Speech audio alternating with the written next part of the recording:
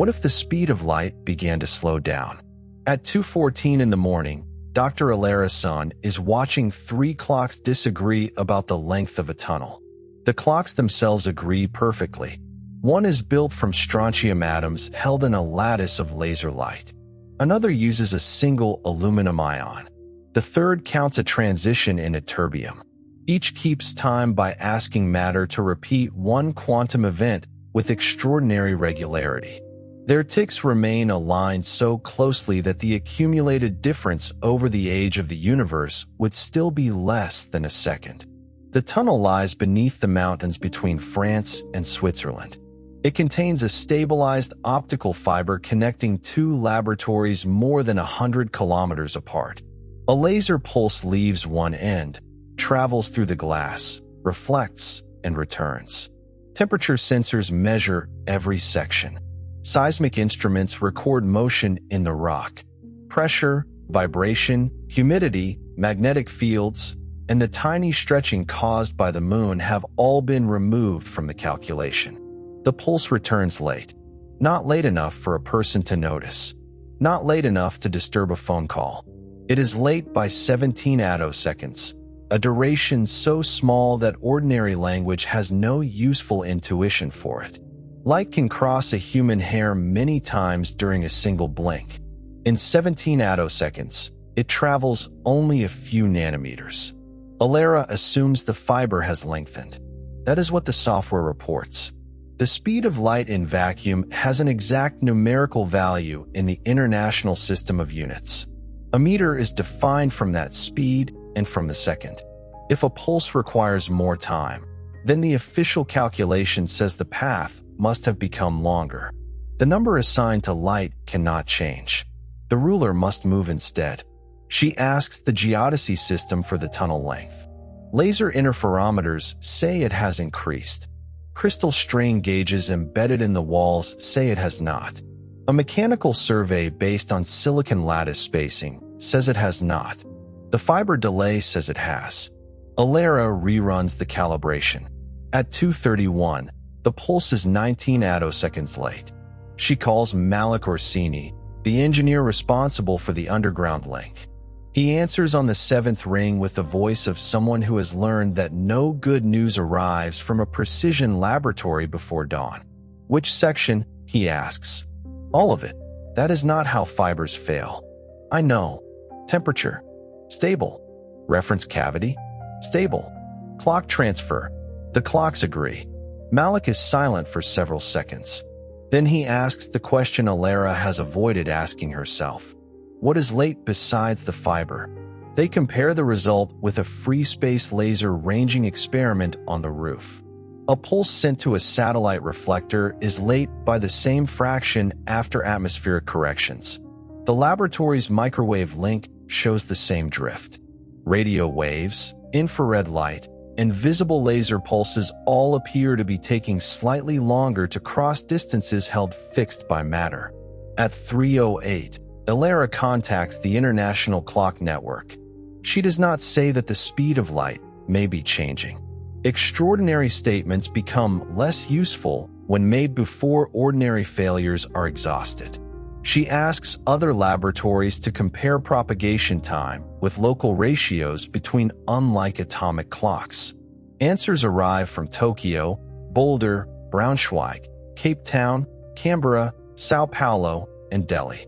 The delays are already in their data. Some teams had marked them as fiber noise. Others blamed satellite orbit errors, atmospheric models, or a software update distributed 3 days earlier. A lunar laser ranging station in New Mexico has been adjusting the calculated distance to the moon by several millimeters each night. Radar astronomers tracking an asteroid have found that its apparent orbit disagrees with optical images. A deep space antenna in Australia reports that signals from a probe near Saturn are arriving later than navigation models predict. The disagreement is too small to matter outside laboratories and too coherent to belong to any laboratory. At 4:42, Alara walks into a conference room with no windows. A wall display fills with faces from around the world. Some belong to people she knows. Others belong to institutions that usually compete for the right to announce discoveries first. Nobody is thinking about credit now. A physicist in Boulder says the obvious sentence. We cannot report a change in the numerical value of c in meters per second. We fixed that number by definition. A metrologist in Tokyo answers. Then we report the change in a dimensionless ratio. This is the first essential difficulty in the question. A dimensional constant cannot be observed changing in isolation without saying what it changes relative to. A number like 299,792,458 depends on the units used to express it. A civilization could redefine its meter every morning and keep the number unchanged while the physical world altered beneath the definition. What matters is comparison. How many atomic oscillations occur while a signal crosses a cavity whose size is set by matter? How does an electromagnetic propagation time compare with a gravitational orbital period? Do two different atomic transitions drift relative to one another? Does the ratio between electromagnetic and nuclear energy scales change? Physics can detect changes in relationships, not in a naked number detached from clocks and rulers. The network chooses a temporary quantity. They call it C star, the distance crossed by an electromagnetic signal during a fixed number of cycles of several different atomic transitions, measured against solid cavities whose dimensions are compared through crystal lattices and gravitational baselines. C star is decreasing. By sunrise, the change is 1 part in 10 billion. That fraction is tiny. It is also millions of times larger than the variations modern clocks were built to constrain. Comparisons between unlike atomic transitions have long tested whether dimensionless constants, such as the fine structure constant or the proton to electron mass ratio, change over time. In the real world, they have remained consistent with no drift at astonishing precision. The apparatus beneath the mountain was designed to find a crack in nature so small that it might take years to confirm. The crack has widened during one night. Alara goes outside at 7. Morning light touches snow on the higher peaks. Cars move through the valley. A delivery drone crosses above the laboratory fence. Nothing in the scene appears delayed. Sunlight still reaches her eyes in far less time than the nervous system requires to turn photons into vision. The world has not become dim or slow. Her phone contains 12 messages from her daughter, Nia. Nia is not on Earth. 11 months earlier, she departed aboard the Tessera, a crewed interstellar survey vessel headed toward Proxima Centauri. Human beings had sent machines to other stars for decades. Tessera is the first ship carrying people at a substantial fraction of light speed. Its fusion system accelerated the vessel gradually until it reached 81% of the old value of c. At that speed, the journey still requires years. Relativity shortens the experience time for the crew and complicates every message exchanged with home. Nia is the ship's navigation and field systems officer. She grew up surrounded by clocks, distance standards, and her mother's habit of correcting phrases like "at the same time." As a child, she learned that simultaneity depends on motion before she learned to drive. At 34, she chose a journey that made the lesson part of her body. Her messages are ordinary. A maintenance valve has been replaced. The hydroponic tomatoes taste metallic. One crew member has begun teaching everyone a card game with rules that change whenever he loses. Nia has sent a photograph of a small paper calendar taped beside her console. The dates are crossed out according to ship time, not Earth time. The final message asks whether Alara is awake. It was transmitted before the laboratory found the anomaly. It has taken months to arrive. Alara types a reply and deletes it. Anything she sends now will reach Tessera much later. The ship is already more than half a light year away, and the distance is increasing. If light is slowing, the delay will grow while the message is traveling. She writes only, "We found something. Your instruments may see it too. Compare local signal time with atomic and mechanical standards." Do not change course yet. She sends the message. The words leave Earth as radio waves. They enter a universe whose speed limit is no longer behaving like a limit engraved in stone. Alara cannot know exactly how long they will take to reach her daughter. The public announcement occurs 36 hours later. Governments want another week. Space agencies want several days. The laboratories refuse. Navigation systems across Earth have already begun compensating for a change they do not understand. Secrecy would not prevent discovery. It would only allow rumors to arrive before explanation. Alara stands beside a diagram rather than a flag. She explains that the phrase speed of light is convenient and incomplete. In modern physics, c is not merely the speed of visible light. It is the invariant speed built into relativity, the conversion between space and time, and the boundary separating events that can influence one another from events that cannot. She also explains what the team does not know. They do not know whether all forms of radiation are affected identically. They do not know whether gravity shares the change. They do not know whether atomic structure will remain stable. They do not know whether the decrease will stop. They do not know what field or process has begun moving. A reporter asks how much slower light has become. Alara answers with the measured fraction and translates it into a familiar number. Since the first reliable comparison, C-star has fallen by about 30 meters per second. The room reacts as though she has announced a catastrophe. 30 meters per second sounds large because it is the speed of a fast car. Compared with nearly 300 million meters per second, it is almost nothing. A radio signal to the moon is delayed by less than a microsecond beyond expectation. Sunlight reaches Earth only a tiny fraction of a second later than it would have before. Another reporter asks whether everyone will see in slow motion. No, Alara says. Your eyes and brain are far too slow to notice the travel time of light across a room. If the change remains this small, ordinary vision will feel exactly the same. A third asks whether Einstein was wrong. No, a new observation does not erase the success of a theory within the conditions where it was tested. It tells us those conditions may be part of a larger theory. A fourth asks whether the universe is ending.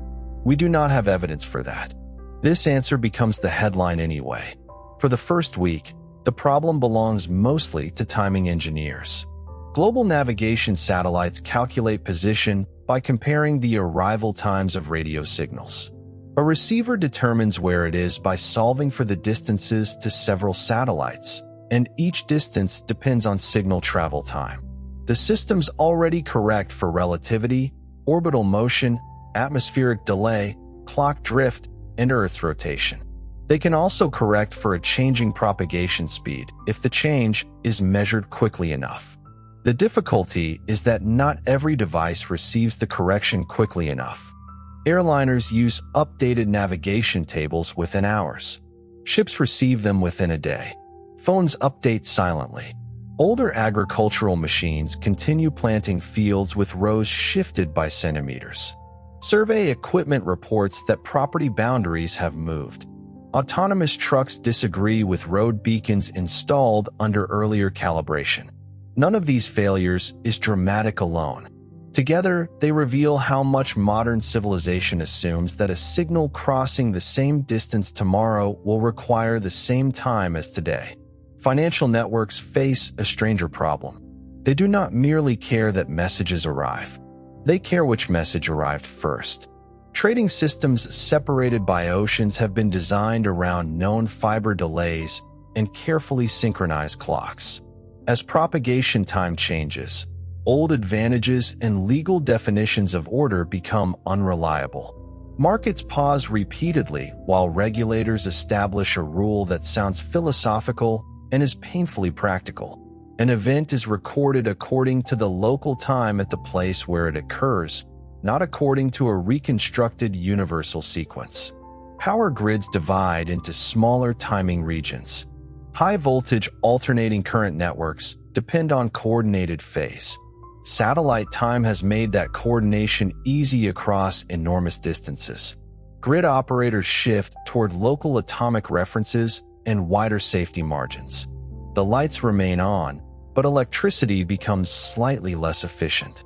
Telecommunications companies discover that the first measurable consequence is not lower bandwidth.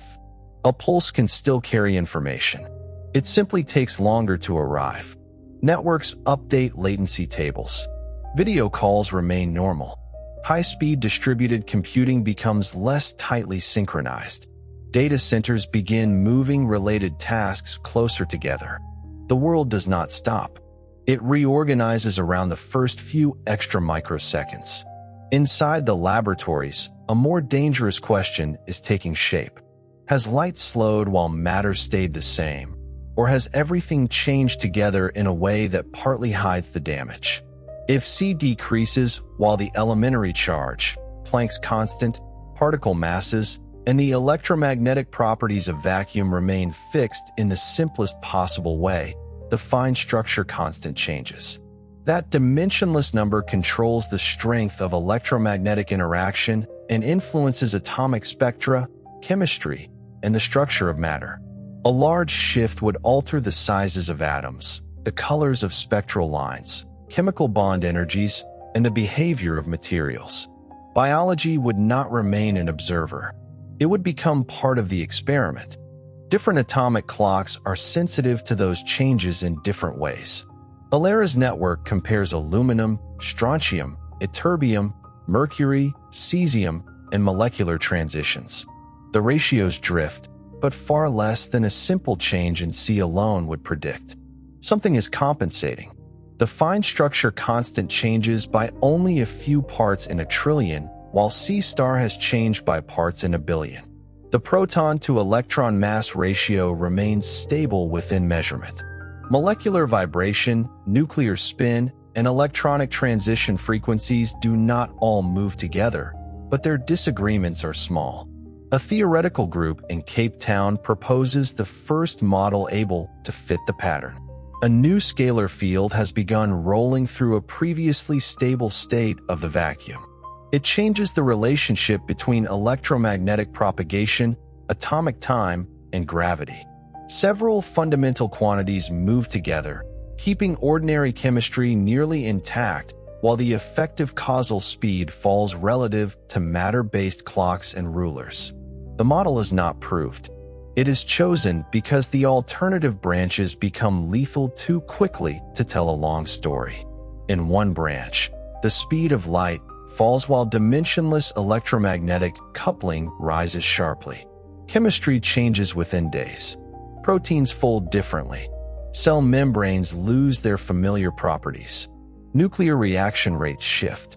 The question ends not with slower communication, but with matter becoming hostile to the life made from it. In another branch, every clock and ruler changes in exactly the same proportion. No local experiment can identify a difference. Calling C slower would be only a change of description. Tonight's branch lies between those extremes. Light, causality, and relativistic structure genuinely change relative to matter, while a linked adjustment in the vacuum preserves atoms well enough for people to remain people. This is not a prediction.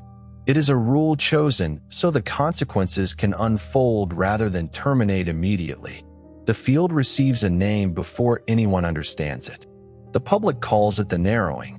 Physicists dislike the name because it implies space itself is becoming smaller. Then they begin using it too. What narrows is the light cone, the boundary drawn through space-time around an event. Inside that cone lie places and times a signal can reach. Outside it lie events that cannot yet be influenced. When the invariant speed decreases, the cone becomes steeper. Cause and effect remain intact, but influence spreads more slowly. During the second week, Alera's team estimates the rate. It is not constant.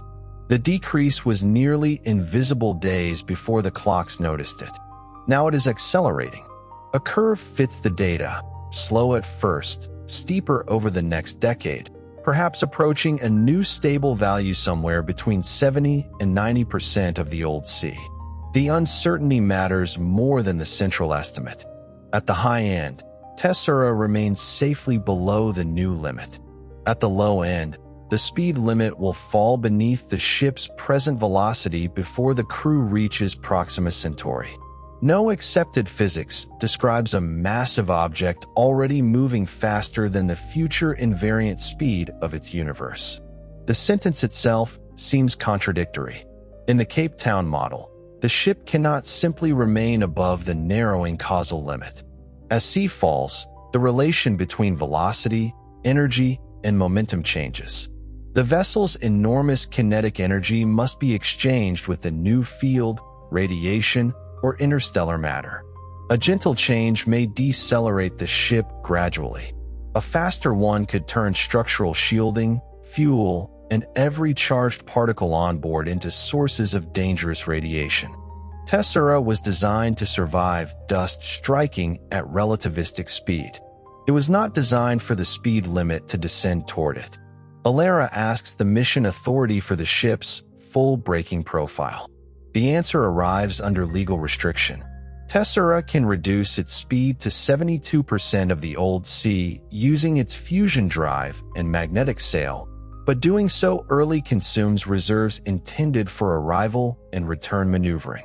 Braking to 65% would make the ship safe under nearly every model and might leave it unable to enter the Proxima system as planned. The crew could spend decades drifting past the star with limited fuel. A decision must be sent before the science is ready. Alara returns to the underground tunnel.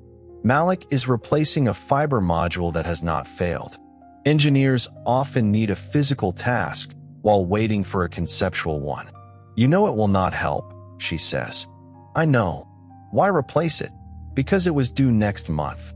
They stand beneath the mountain while pulses travel between clocks. Each pulse returns later than the one before by an amount no person can feel and no instrument can now ignore. Malik asks whether she will tell Nia to brake. I do not command the ship. You are her mother. That gives me less authority, not more. He closes the equipment panel. Does she know that? Alara thinks of the last conversation before launch. Nia had asked whether her mother believed the mission was safe.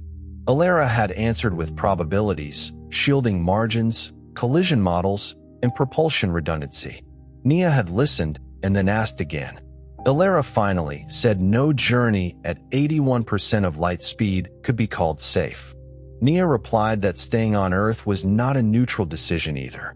Every life contained risks chosen by someone else. Now nature has changed the contract after departure. Alara prepares 2 messages. The first contains the current observations, the range of models, and a recommendation to begin a slow reduction towards 72% of the old C. The second is personal. I do not know where the limit will stop.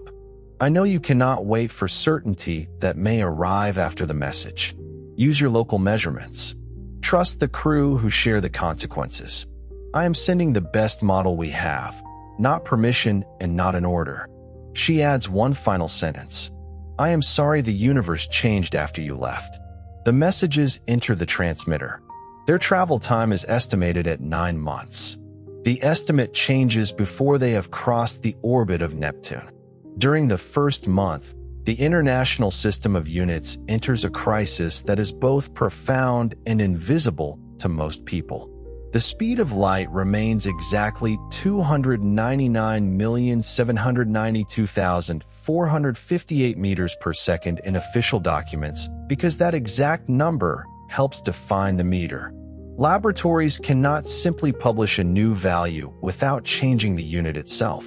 If the physical relationship has altered, then the SI meter realized through light propagation slowly changes relative to material objects. A metal rod does not visibly grow. The unit used to describe it shrinks. Engineers need a stable language before they can repair anything.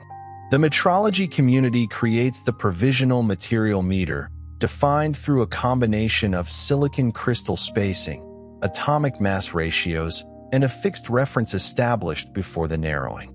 The name is awkward. So is the reality. For the first time in generations, the world has 2 practical lengths.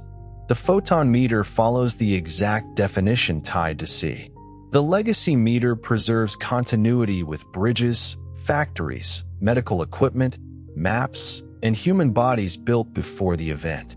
Conversion tables update continuously. New rulers are sold with 2 scales. Most people ignore the distinction because the lines differ by less than the thickness of ink. Precision industries cannot. A chip manufacturer discovers that lithography instructions expressed in photon meters no longer match silicon wafers calibrated through atomic spacing. Telescope mirrors polished under one standard do not fit mounts specified under the other. Pharmaceutical equipment reports microscopic volumes that disagree depending on which path the calibration chain followed. Construction companies freeze old definitions into contracts to prevent buildings from becoming legally larger while remaining physically unchanged.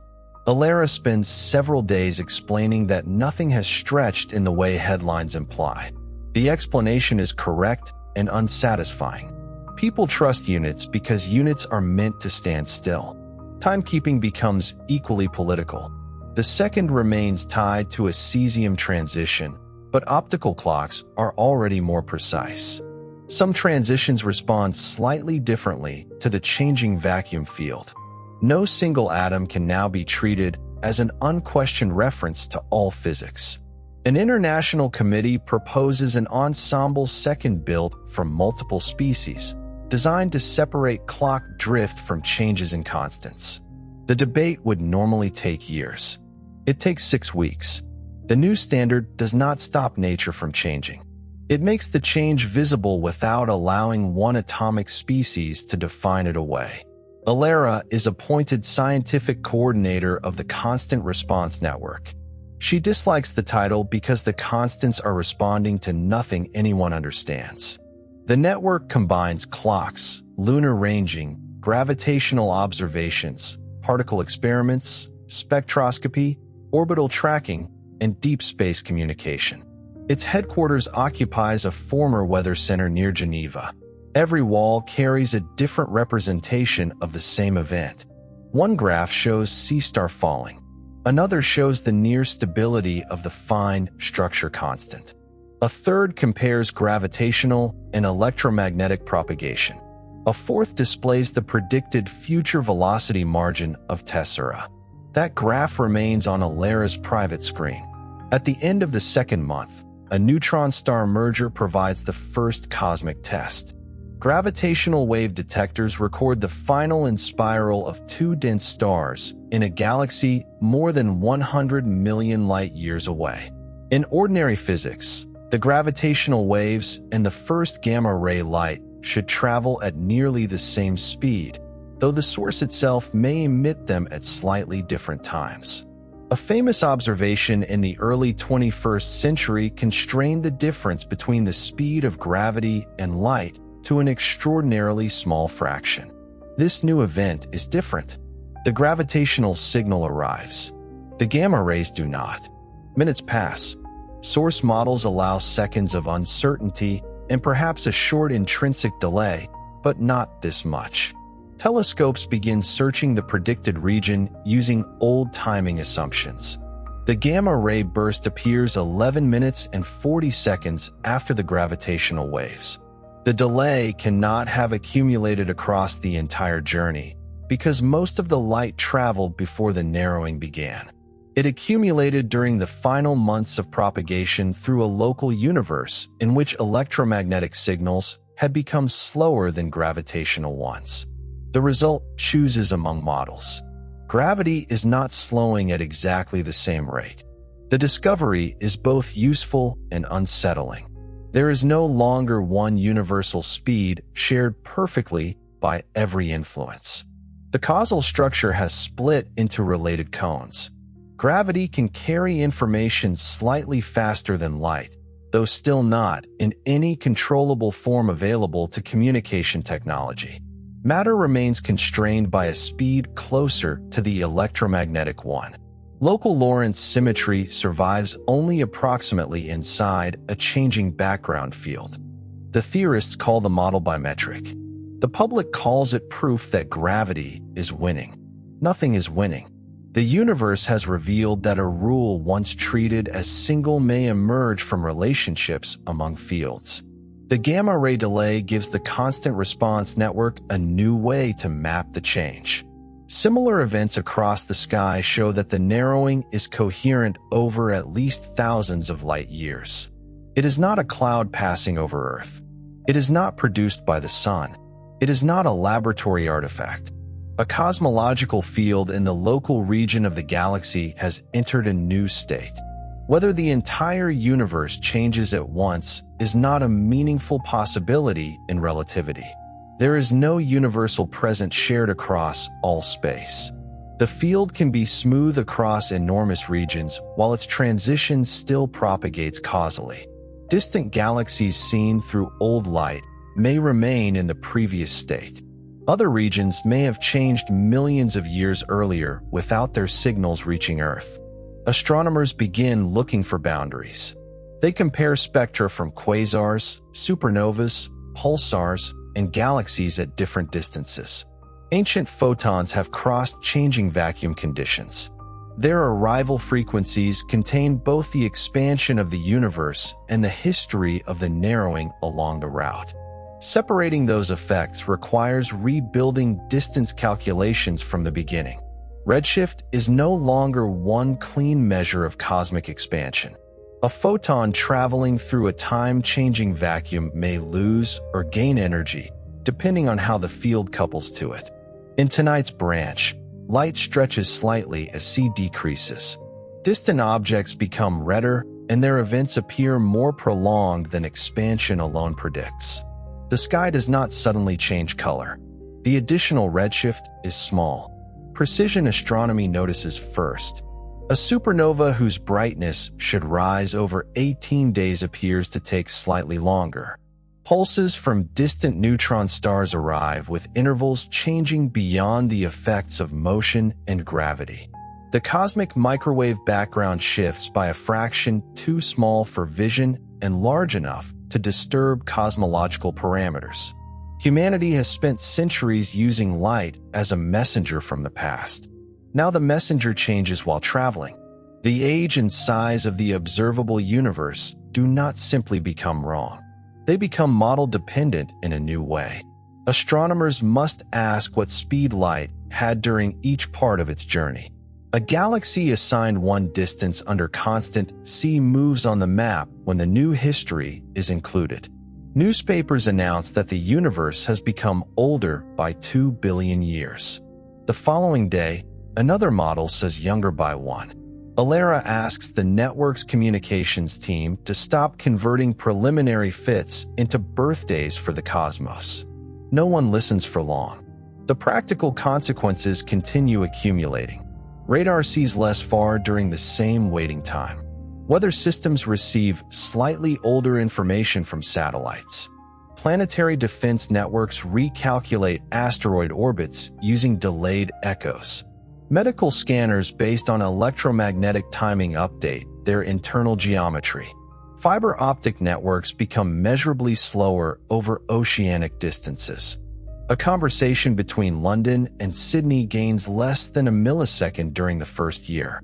People cannot hear the difference. Financial algorithms can.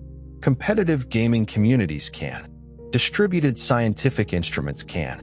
The world begins placing more computation near the data that needs it. This adaptation has an unexpected social effect. For decades, networks had moved towards centralized services operating enormous regions from a few data centers. The narrowing makes distance expensive again, not in fuel, but in delay. Hospitals keep diagnostic systems locally. Power grids restore regional control rooms. Factories retain human and automated expertise on site. Governments build independent archives rather than assuming every record can be reached instantly from anywhere. Alera notices the resemblance to earlier civilizations shaped by slower communication. Authority becomes less able to act everywhere at once. Local decisions gain time before central instructions arrive. The change is tiny. The direction is clear. During the 4th month, Particle accelerators report a new form of energy loss. Charged particles traveling extremely close to the old speed of light begin emitting radiation in vacuum under conditions where they should not. In theories where the maximum speed of matter and photons differ, a particle can temporarily outrun the local propagation speed of light, much as an aircraft can outrun sound, or a charged particle can exceed light's reduced speed inside water. In water, that effect produces the blue glow called Cherenkov radiation. In vacuum, it should not happen under ordinary relativity. Now it does. The highest energy cosmic rays lose energy before reaching the ground. Particle beams in accelerators develop a faint radiation signature and cannot maintain their former maximum energies. The effect is not visible blue light spreading through empty air. It appears as detector events, heating, and showers of photons aligned with particle motion. Accelerators reduce beam energy. Cosmic ray observatories watch the upper end of the spectrum disappear. The universe has lowered a ceiling, and particles touching it are pushed down. This result sharpens concern about tessera.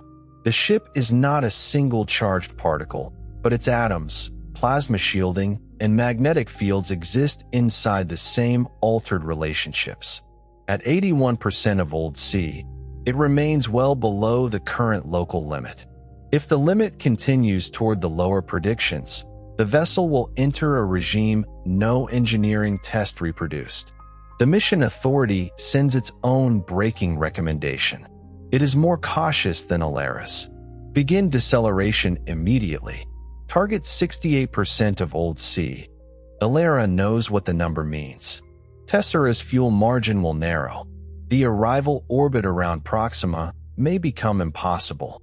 The ship may have to pass through the system and continue into interstellar space until a later maneuver. The crew volunteered for risk, not exile.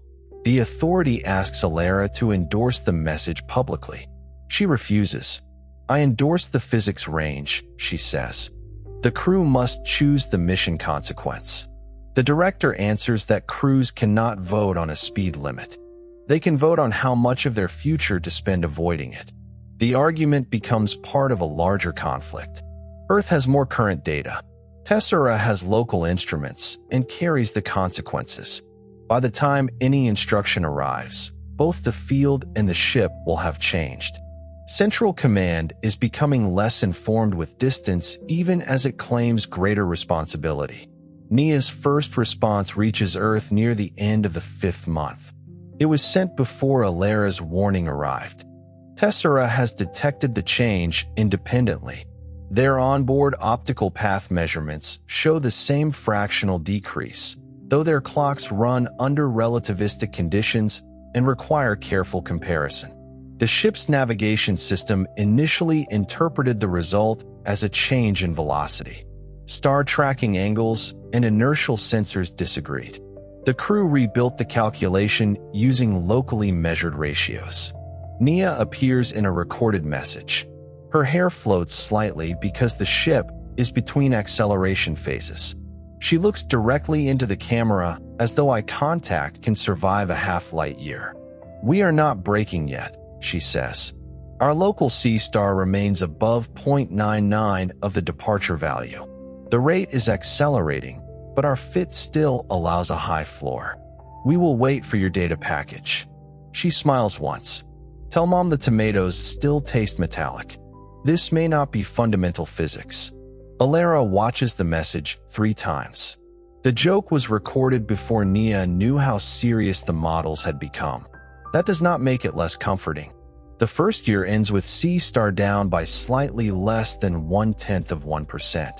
Ordinary life remains ordinary. A person turning on a lamp sees light fill the room too quickly for perception. The sun rises according to orbital mechanics. Radio, television, navigation, and internet services work after continuous recalibration. No object becomes visibly heavier. No wall changes color. The small fractional change has already transformed precision science. Atomic spectra reveal tiny shifts. The most sensitive clocks separate unless corrected for the vacuum field. The kilogram, meter, and second require new realization protocols because several defining constants no longer behave as invariant physical anchors. Metrology stops being a quiet background service and becomes a daily map of changing law. Alera's network publishes a field value every 6 hours. C-star today, 0.99913 of baseline. Fine structure ratio, stable within 3.2 parts in 10 trillion. Matter limiting speed, uncertain by 0.00004.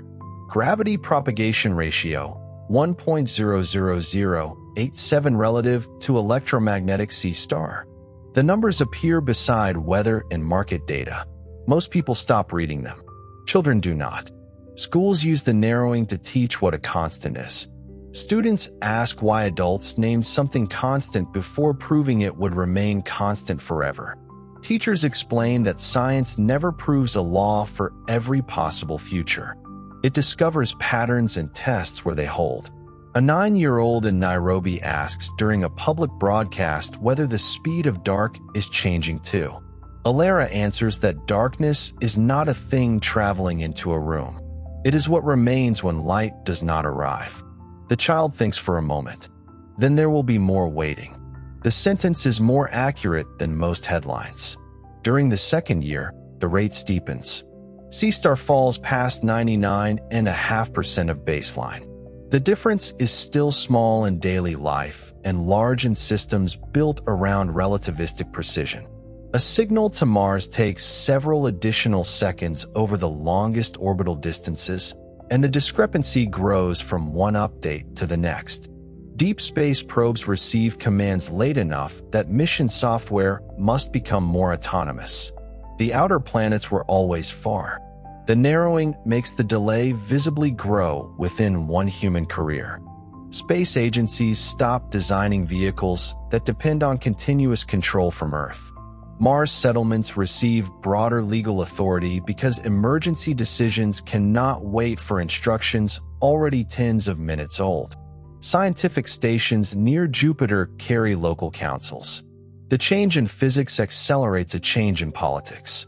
Alera had once believed greater communication naturally produced greater coordination. She now sees the reverse principle. When communication slows, control must either become more coercive and less informed or move closer to the people affected. Not every institution chooses wisely. Some governments require automatic compliance with delayed central orders. By the time instructions arrive, conditions have changed. Flood barriers close after water has already moved. Medical allocations reflect yesterday's outbreak. Protests form around the phrase local time, meaning both clock time and authority. Other regions create delay laws. A remote command loses priority if verified local evidence is newer. Networks attach age labels to every instruction. Information is no longer treated as current merely because it came from the center. The principle enters emergency planning, finance, medicine, and eventually diplomacy. A message has content and age. The narrowing makes people see both. Alera receives Tessera's response to the first breaking recommendation 14 months after she sent it. By then, the ship has begun slowing. The crew voted 21-7 to target 73% of Old C, while preserving enough fuel for Proxima insertion if the high-floor model proves correct. NIA voted with the majority. The magnetic sail has been deployed in a partial configuration, creating drag against sparse charged particles in interstellar space. Fusion pulses provide controlled deceleration. The process will take years. NIA's message contains a private section. You told me to trust the people sharing the consequences. I did. That includes people who may never see Earth again if we break too far. It also includes people who may die if we do not. There is no neutral vote. She pauses before continuing. I know you are looking for the final value. Please do not turn uncertainty into guilt. The field is not your experiment. Alera stops the message. For months, she has treated the curve as something she must solve before it harms her daughter. The work is necessary. The responsibility has become distorted. A physicist can improve a prediction. She cannot become morally responsible for a vacuum transition by understanding it first. She plays the rest. The ship is calm. The drive is performing within limits. We are building 3 route plans. One reaches Proxima late. One performs a flyby.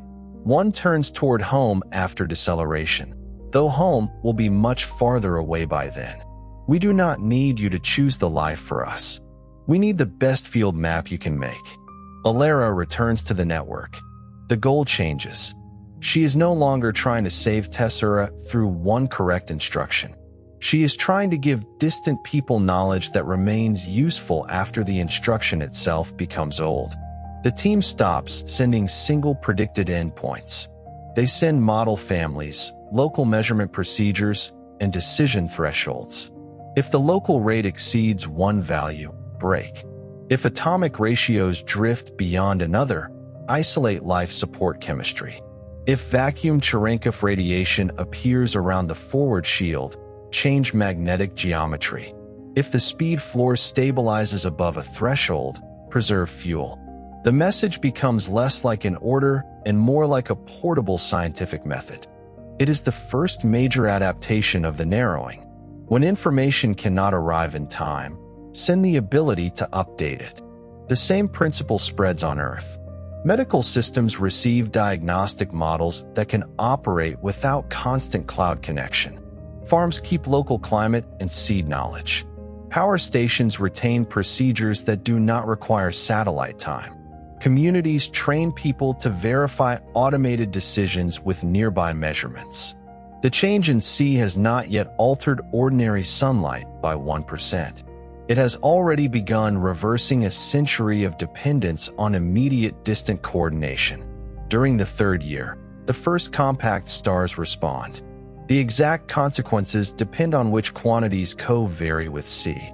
In tonight's model, electromagnetic coupling remains nearly stable while gravity grows stronger relative to particle physics.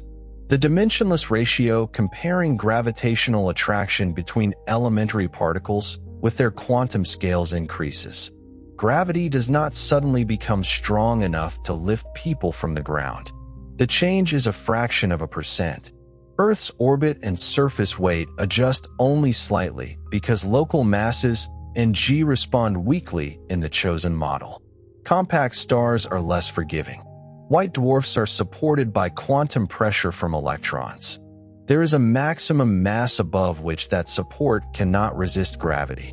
Neutron stars have their own uncertain upper limit, determined by matter compressed beyond ordinary nuclei. These limits depend on C, Planck's constant, gravity, and particle masses. As the balance shifts, the maximum supported masses fall. Most white dwarfs remain safely below the threshold. A small population near the old limit crosses it without gaining matter. Some collapse toward neutron stars. Others ignite runaway nuclear burning and explode as unusual supernovas. Astronomers had expected a changing speed of light to alter what they saw. They had not expected stars to become unstable because the rule changed beneath them. The first event occurs in a binary system 600 light-years away, though its light began traveling before the narrowing. The collapse itself happens under the new local field only if the transition has reached that region. Timing the arrival of gravitational waves, neutrinos, and light helps map the field across the galaxy. More events follow. They are rare and scientifically valuable. They are also deaths of stars that might otherwise have remained quiet for billions of years. Black hole horizons grow slightly because the radius associated with a given mass scales inversely with c squared in ordinary general relativity. A 1% decrease in c would imply roughly a 2% increase in that radius if mass and gravity remained otherwise fixed.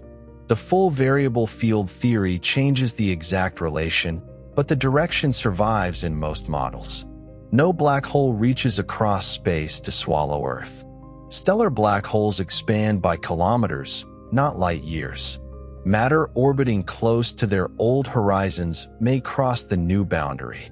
Accretion disks flare as stable orbits shift. Supermassive black holes consume a little more of the material nearest them. The universe's dark wells become wider. The effect produces images people can understand. Observatories show before and after reconstructions of a black hole shadow.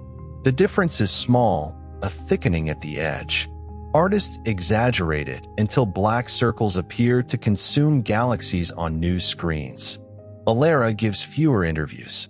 She spends her time comparing field maps. The narrowing is not perfectly uniform. Regions with different gravitational potential show tiny differences in rate. The scalar field interacts with mass. Near the Sun, the transition lags slightly. In interstellar space, it advances. Tessera may face the lower speed before Earth does. This discovery reaches the network during a winter night.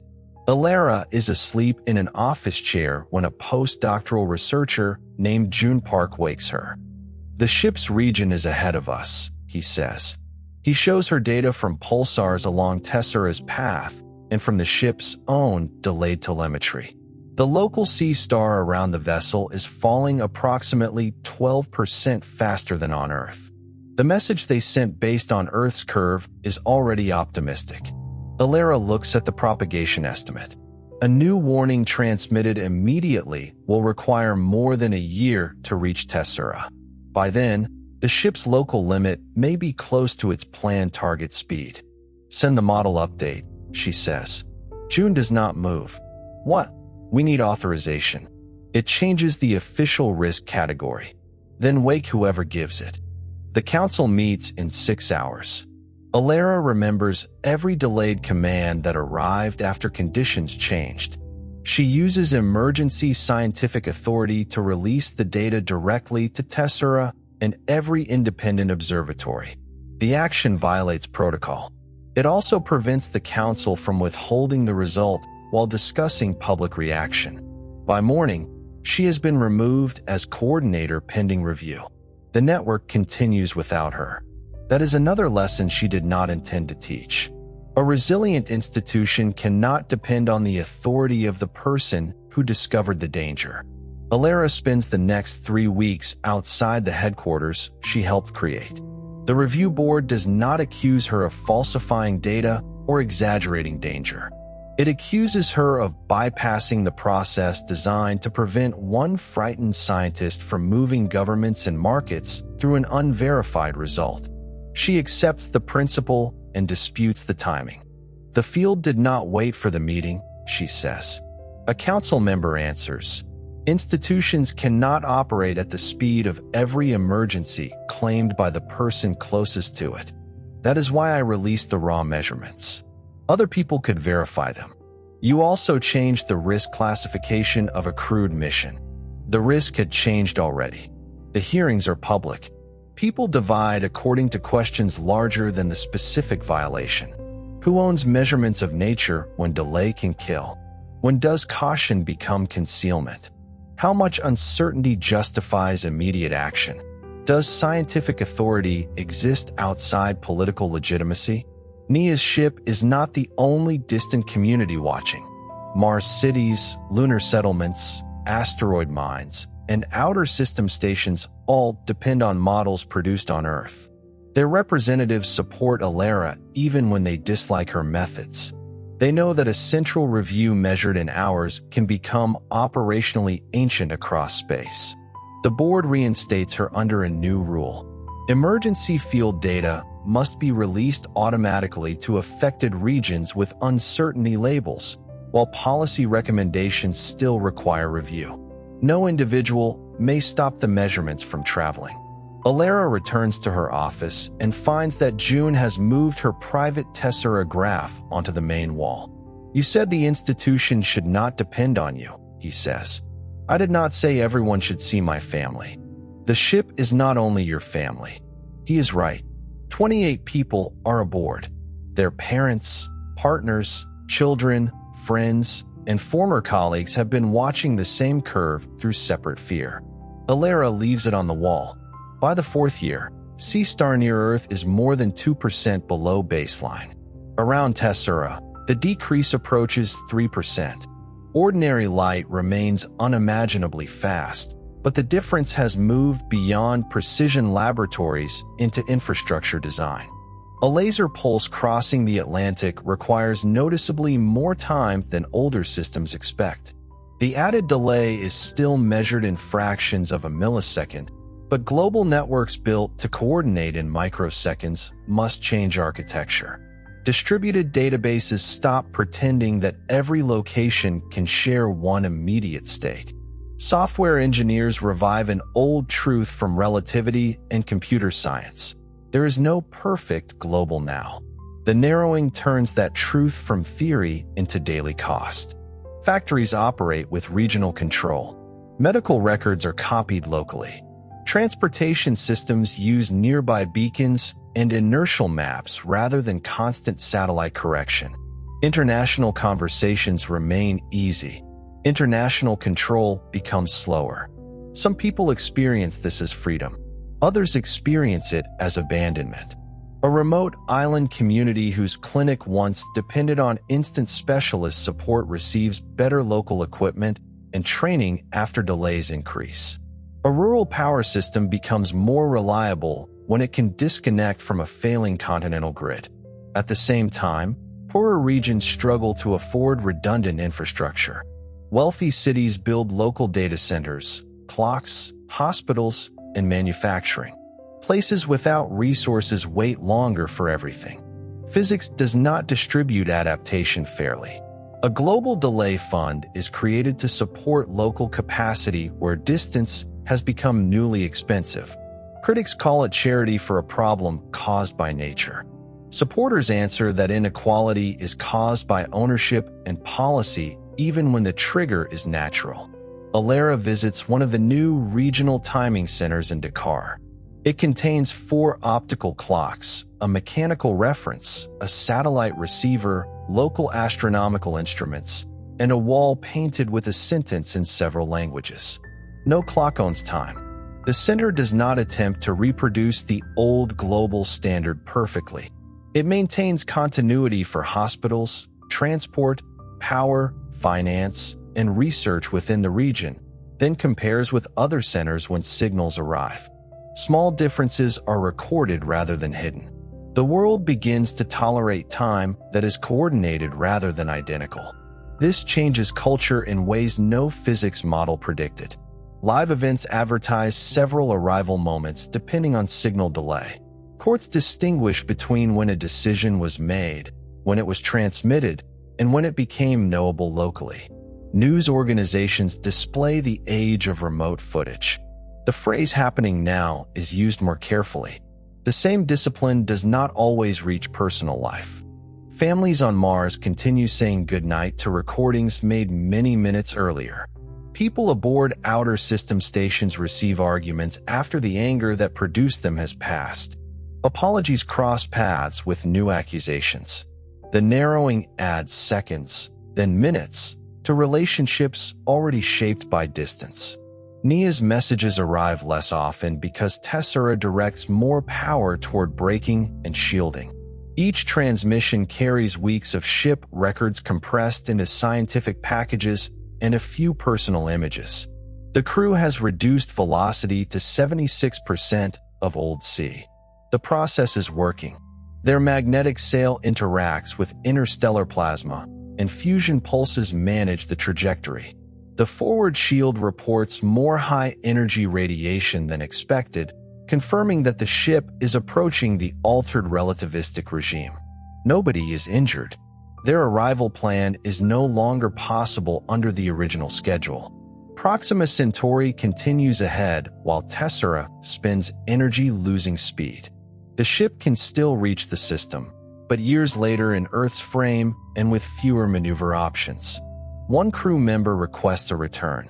Another argues that turning back would require even more energy and lead toward a solar system whose physical conditions may be no safer. The vote is delayed until the updated field model arrives. Nia records a message from the observation deck. Stars ahead are aberrated by the ship's motion, concentrated toward the direction of travel. As their speed falls relative to the changing sea, the pattern shifts. "We can see ourselves slowing," she says. "Not by watching anything move past the windows, by watching the geometry loosen." Alara places the image beside the original launch photograph. The narrowing also changes the sun, though the sun responds on its own timescales. Fusion in the solar core depends on quantum tunneling, electromagnetic repulsion, particle masses, and the conversion between mass and energy. In the chosen model, compensating constants preserve most atomic structure, but they cannot preserve every nuclear rate and gravitational balance exactly. The sun's core contracts slightly as effective gravity strengthens. Temperature rises enough to offset part of the altered fusion efficiency. Energy production changes by a fraction of a percent, then settles into a slow adjustment. The light reaching Earth today was produced in the core long ago and wandered outward through dense plasma for thousands of years, but the surface luminosity responds to structural changes over much shorter thermal layers.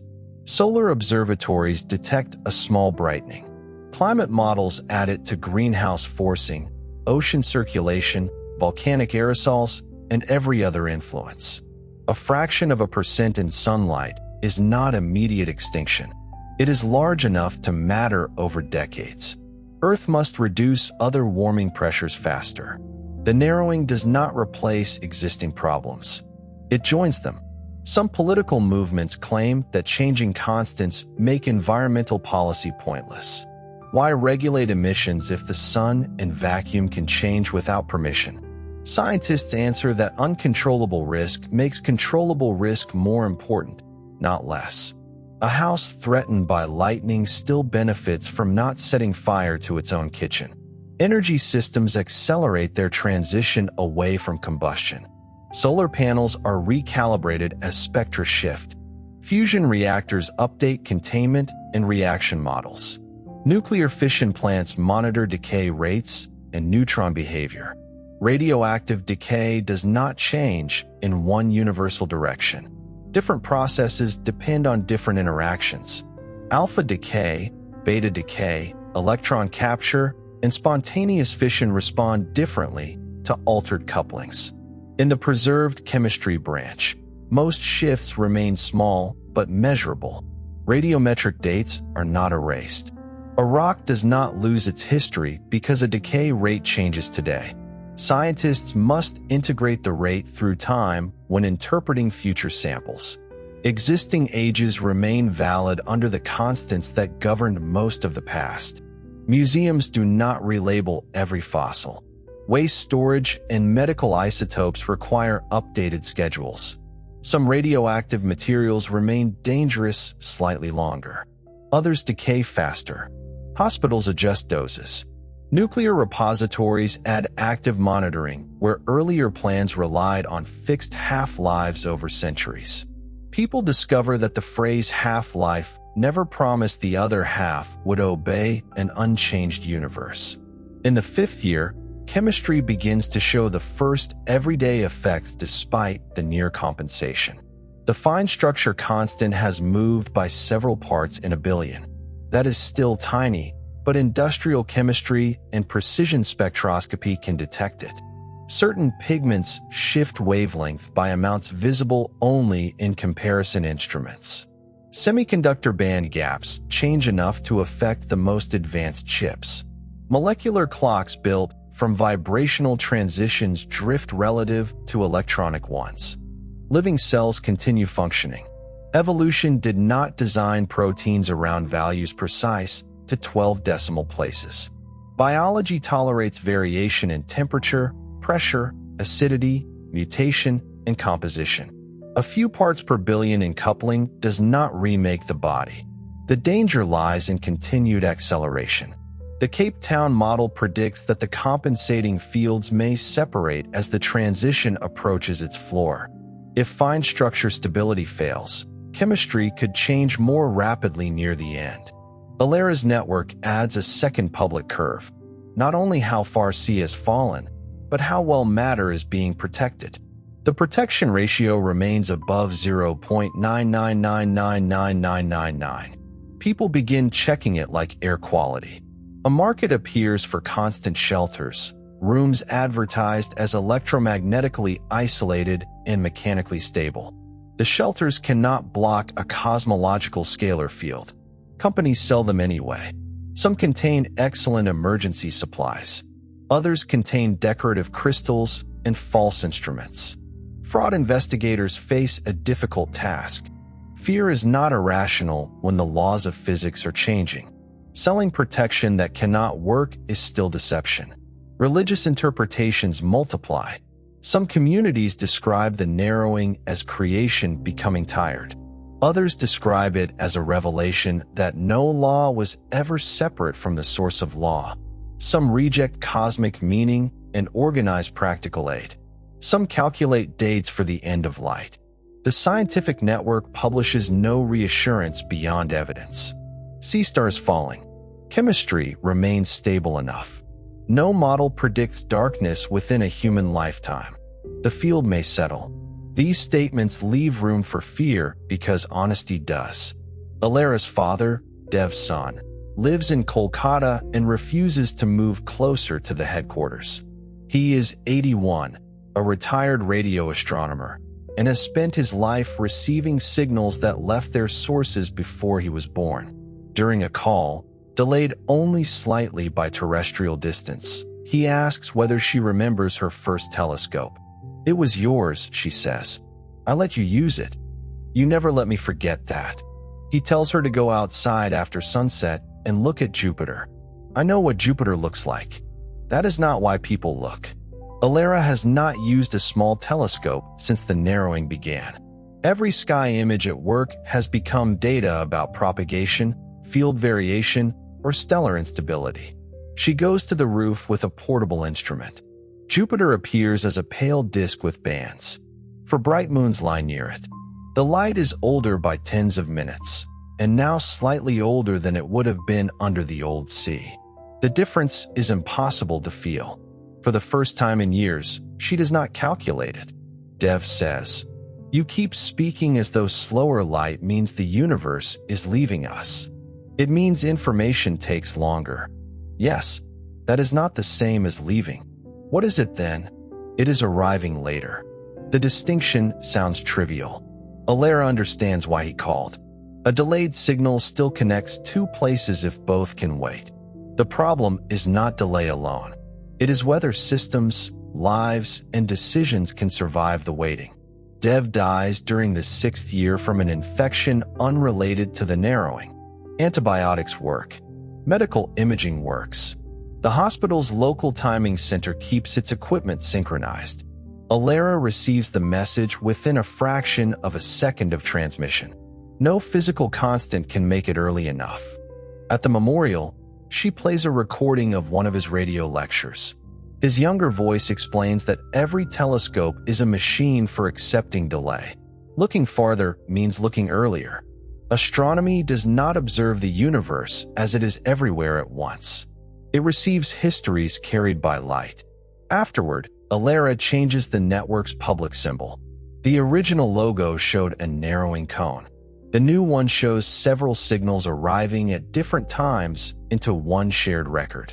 Critics call the change sentimental. It is.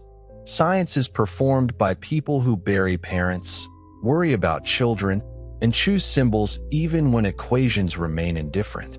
By the 7th year, C-star near Earth has fallen by nearly 6%. Around Tessera, the decrease is greater. The speed of light remains more than 280 million meters per second, fast enough to cross Earth several times in 1 second. Yet the cumulative effects are no longer confined to precision. Solar system communication delays increase by minutes. Remote surgery across planets becomes impossible without local physicians and autonomous systems. Navigation beams require constant adjustment. Interplanetary trade schedules lengthen. High-speed spacecraft lose efficiency because achievable exhaust and cruise velocities are closer to the lower relativistic ceiling. The age of rapid expansion into the solar system slows. Not stops, slows. Settlements already established continue. New missions carry more independence and fewer assumptions about rescue.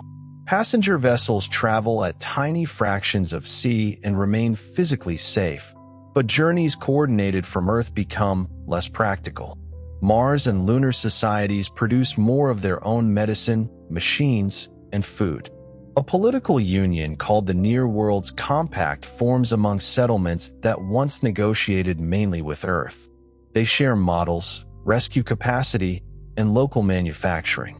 The narrowing creates distance and also creates cooperation among those living within that distance. On Earth, travel by aircraft and train is unchanged. The speed of light could fall enormously before a train approaches the limit.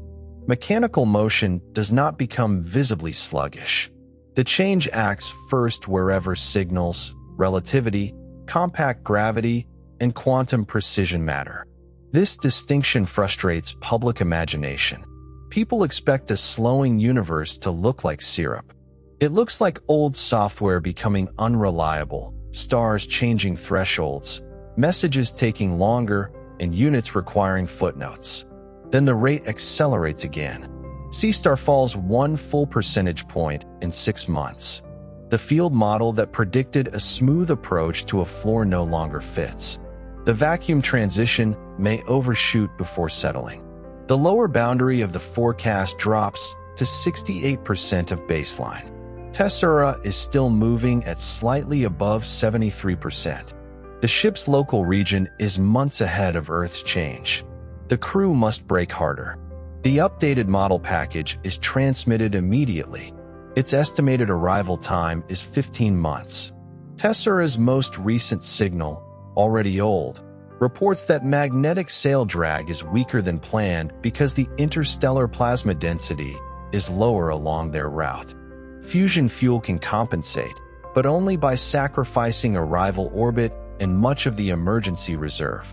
The mission authority recommends turning the ship around. The recommendation is physically deceptive. A vehicle moving outward at relativistic speed cannot simply reverse direction. It must first lose almost all forward velocity, then accelerate home. The maneuver requires far more energy than Tessera carries. Return would mean a decades-long restructuring of the mission, perhaps using Proxima's resources after arrival. Nia and the crew know this before Earth's message reaches them. Alara asks the authority to remove the word return. What should we call it? The director asks. Do not name a route the ship cannot take. The final message says, prioritize survival below 65% of baseline C. Preserve ability to enter any reachable system. Earth cannot provide a guaranteed recovery plan. The honesty causes public outrage. Families of the crew demand rescue. Engineers explain that no faster ship can be launched into a decreasing speed limit and catch Tessera. A laser beam carrying energy would also slow and spread. Uncrewed supply craft launched later would remain behind for years. For the first time since humanity began sending people beyond the solar system, Earth confronts a boundary no budget can cross quickly. Alara meets the crew families in a hall near the network center. Some want technical explanations. Some want someone to blame. One man asks why the ship was launched so close to light speed when physicists had always known constants might vary in speculative theories. Alara answers that there had been no evidence of a current change, and every engineering decision accepts some unobserved possibility as negligible. The man says, "You accepted it for them. My daughter is aboard." That does not answer me. No, she does not defend the launch further.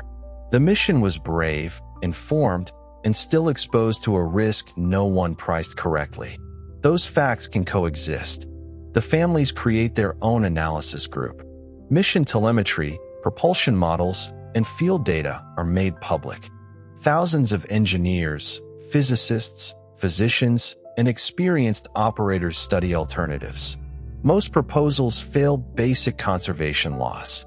A few improve the braking strategy. A plasma physicist in Lagos suggests pulsing the magnetic sail rather than holding it continuously, allowing the ship to use denser filaments in the interstellar medium while reducing heating in sparse regions. A materials team in Seoul finds that part of the forward shield can be reconfigured as a radiative surface. A retired navigation engineer in Buenos Aires identifies a nearby interstellar cloud that could provide greater drag if Tessera changes course by a fraction of a degree. The route would miss the original Proxima target and bend toward a region from which later correction remains possible. The solution does not rescue the ship from distance. It gives the crew a better local choice. Earth sends the full proposal. Nobody knows whether it will arrive before the crew independently discovers the same cloud. This becomes normal. Distant communities solve problems in parallel. A message may confirm, improve, or arrive after the action. Knowledge becomes less like command and more like overlapping preparation. During the 8th year, the narrowing reaches 10% near Tessera. The ship's velocity has fallen to just under 70% of Old C. Relative to the new local limit, it remains dangerously high. Radiation around the forward shield increases. Charged dust grains crossing the bow field produce showers that the vessel was designed to redirect, but the energy spectrum shifts as the causal ceiling falls. Tessera changes course toward the interstellar cloud. Earth learns of the maneuver 14 months later. Nia's message is brief. We received your cloud analysis 3 days after our own route vote. Your density map improved our entry angle. The rest we had already chosen.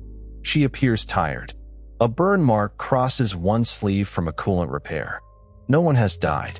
2 crew members have radiation injuries expected to recover. We are targeting 62% of departure C. That means Proxima becomes uncertain. We may use the outer system if we can capture or continue to another route. We are no longer flying the mission that left Earth. She looks away from the camera before finishing. We are still a ship. Alara understands the distinction. A mission can fail while the people remain alive. A destination can disappear while a community continues. The Constant Response Network adopts the same idea. Its original mission was to maintain global standards and predict the field. It can no longer promise either perfectly. It becomes an observatory and adaptation system instead. The world is still a world. By the 9th year, the narrowing begins changing the night sky in ways visible without instruments, though not because light crawls across rooms. Some bright white dwarfs vanish after collapse. New transient stars appear where unstable compact objects ignite. Accretion disks around black holes flare more often. The most distant galaxies dim slightly as photons lose more energy during travel through the changing field. The Milky Way remains. Constellations remain. The moon is not delayed enough for a person to notice its motion. Yet astronomers comparing decade-old images can show a subtle reddening across the sky. The universe appears warmer in color and older in information. Artists begin painting with what they call narrowing red, a deep tone inspired by shifted spectra. Musicians compose pieces in which signals from distant performers arrive with intentional delay. The first global concert built around variable latency lasts 26 hours. Each region adds music when the previous signal reaches it. No audience hears the entire performance live. The complete work exists only afterward. Alara listens to the final reconstruction. It is not synchronized. It is connected. The difference has become the central lesson of her life.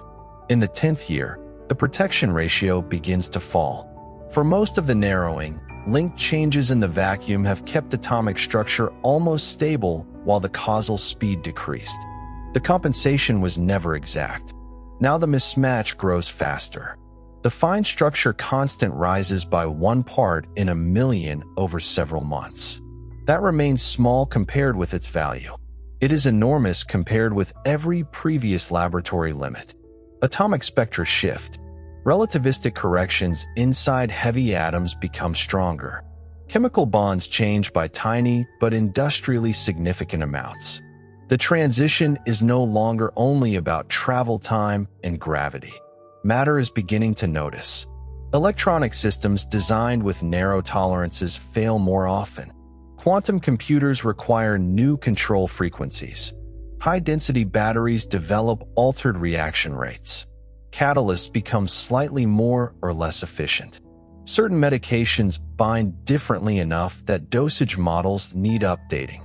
Human bodies remain alive and recognizable. The changes are slow compared with cellular adaptation and medical monitoring. Enzymes do not all fail at once. Some reactions move faster, others slower. Hospitals watch blood chemistry as carefully as clocks. Agriculture becomes a global experiment. Photosynthesis responds to shifted spectra and molecular energy levels. Most plants tolerate the difference. Some crops show reduced growth. Others improve. Seed diversity, once protected mainly against climate and disease, becomes protection against changing constants. The world learns again that efficiency under one set of conditions can become fragility under another. The constant response network expands into biology, chemistry, and medicine. Alera insists that its name be shortened to the response network. Nothing about the situation feels constant anymore. The public field report now includes thousands of values. Doctors and farmers do not read the equations. Their systems translate them into local advice. Recalibrate this scanner. Adjust this nutrient solution. Change this polymer mixture. Reduce this drug by 2%. Increase shielding around this reactor. Civilization survives through endless small corrections. There is no single machine keeping humanity alive. There are laboratories, local institutions, software, technicians, nurses, farmers, engineers, and households adapting faster than the field changes. The narrowing does not make expertise unnecessary. It makes centralized expertise insufficient. Alera is 63 when the low-floor model becomes dominant. The field is likely to settle between 72 and 77% of the old sea after an overshoot that may reach lower. Earth is still above 88%. Tessera's region is approaching 76 and falling faster. The ship's latest known velocity is 65% of old sea, but that measurement is more than a year old. If the crew entered the interstellar cloud as planned, they may be below 62. If the cloud density was wrong, they may remain higher. The messages stop. No scheduled telemetry arrives during the 11th year. The first mistransmission can be explained by power management. The second may reflect antenna alignment during the braking maneuver. The third creates a silence long enough for speculation. The ship may be intact and unable to aim its signal. It may have entered a region where the field alters radio propagation unpredictably. It may have suffered shield damage. It may have lost the transmitter. It may have lost the crew. The absence contains no answer because the answer is traveling slowly or not at all. Families gather at the mission center. The authority issues statements emphasizing that communication blackouts were included in risk planning. Nobody finds comfort in a risk being predicted. Alera continues working because work gives the weighting edges. The low-floor model has another consequence. If C falls by more than 20% while gravity is less affected, many compact stars cross stability thresholds. The rate of unusual supernovas rises. Some neutron stars collapse into black holes. Binary orbits lose energy differently. Gravitational waves increasingly outrun light, giving observatories advance notice of electromagnetic events. Astronomers begin sending alerts that a star will appear to explode hours or days after its gravitational signal reaches Earth. The future light arrives after its warning. This strange ability becomes useful. Telescopes point toward events before photons arrive. Neutrino detectors prepare. Evacuation is unnecessary because the stars are distant, but science watches cosmic death with unprecedented readiness. One event occurs close enough to be visible during daytime. A white dwarf in a neighboring stellar system collapses and ignites. Gravitational detectors announce it first. People around the world wait for the light. The predicted arrival time passes. Then another. The delay becomes a direct measurement of the latest C along the local path. At last, a new star appears beside the sun in a blue afternoon sky. For several weeks, it remains visible at night. The event is beautiful because distance removes the immediate violence. It is also evidence that a once stable object was destroyed by the changing balance of law. Alara stands outside the network center with June and hundreds of others. Nobody speaks when the light first appears. The photons began their journey under conditions that shifted while they traveled. Their arrival carries a history of the field. June says, "We used to call them standard candles. Astronomers once used certain supernovas because their brightness could help measure distance. The term standard candle never meant every event was identical. It meant the variation could be understood. Now even the standard is moving." Alara answers, "Then we learn the new flame." The phrase is quoted for years, though she barely remembers saying it. On Earth, the practical crisis arrives through synchronization. As C falls past 85%, communication delays across continents are still small by human perception. The problem is not the absolute delay. It is the rapid change combined with solar activity. A severe solar storm damages satellites and disrupts several long-distance timing links. Under the old global architecture, backup networks would reconstruct time from surviving satellites and central standards. The response network has spent a decade building regional clocks and delay laws. Most areas isolate successfully. Several do not. A continental power exchange in South America continues trusting a central phase signal whose age label is corrupted. Automated controls interpret delayed data as current and begin shifting loads in the wrong direction. Protective systems disconnect transmission lines. Cities lose power during a heat wave. Local operators restart sections using regional clocks and mechanical frequency measurements.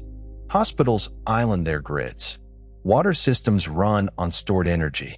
The failure lasts hours rather than weeks because people practiced operating without immediate global time. The event becomes known as the broken noon. In some cities, official clocks display different times for most of a day. No one knows which noon should be treated as legal for contracts, transport, or court deadlines.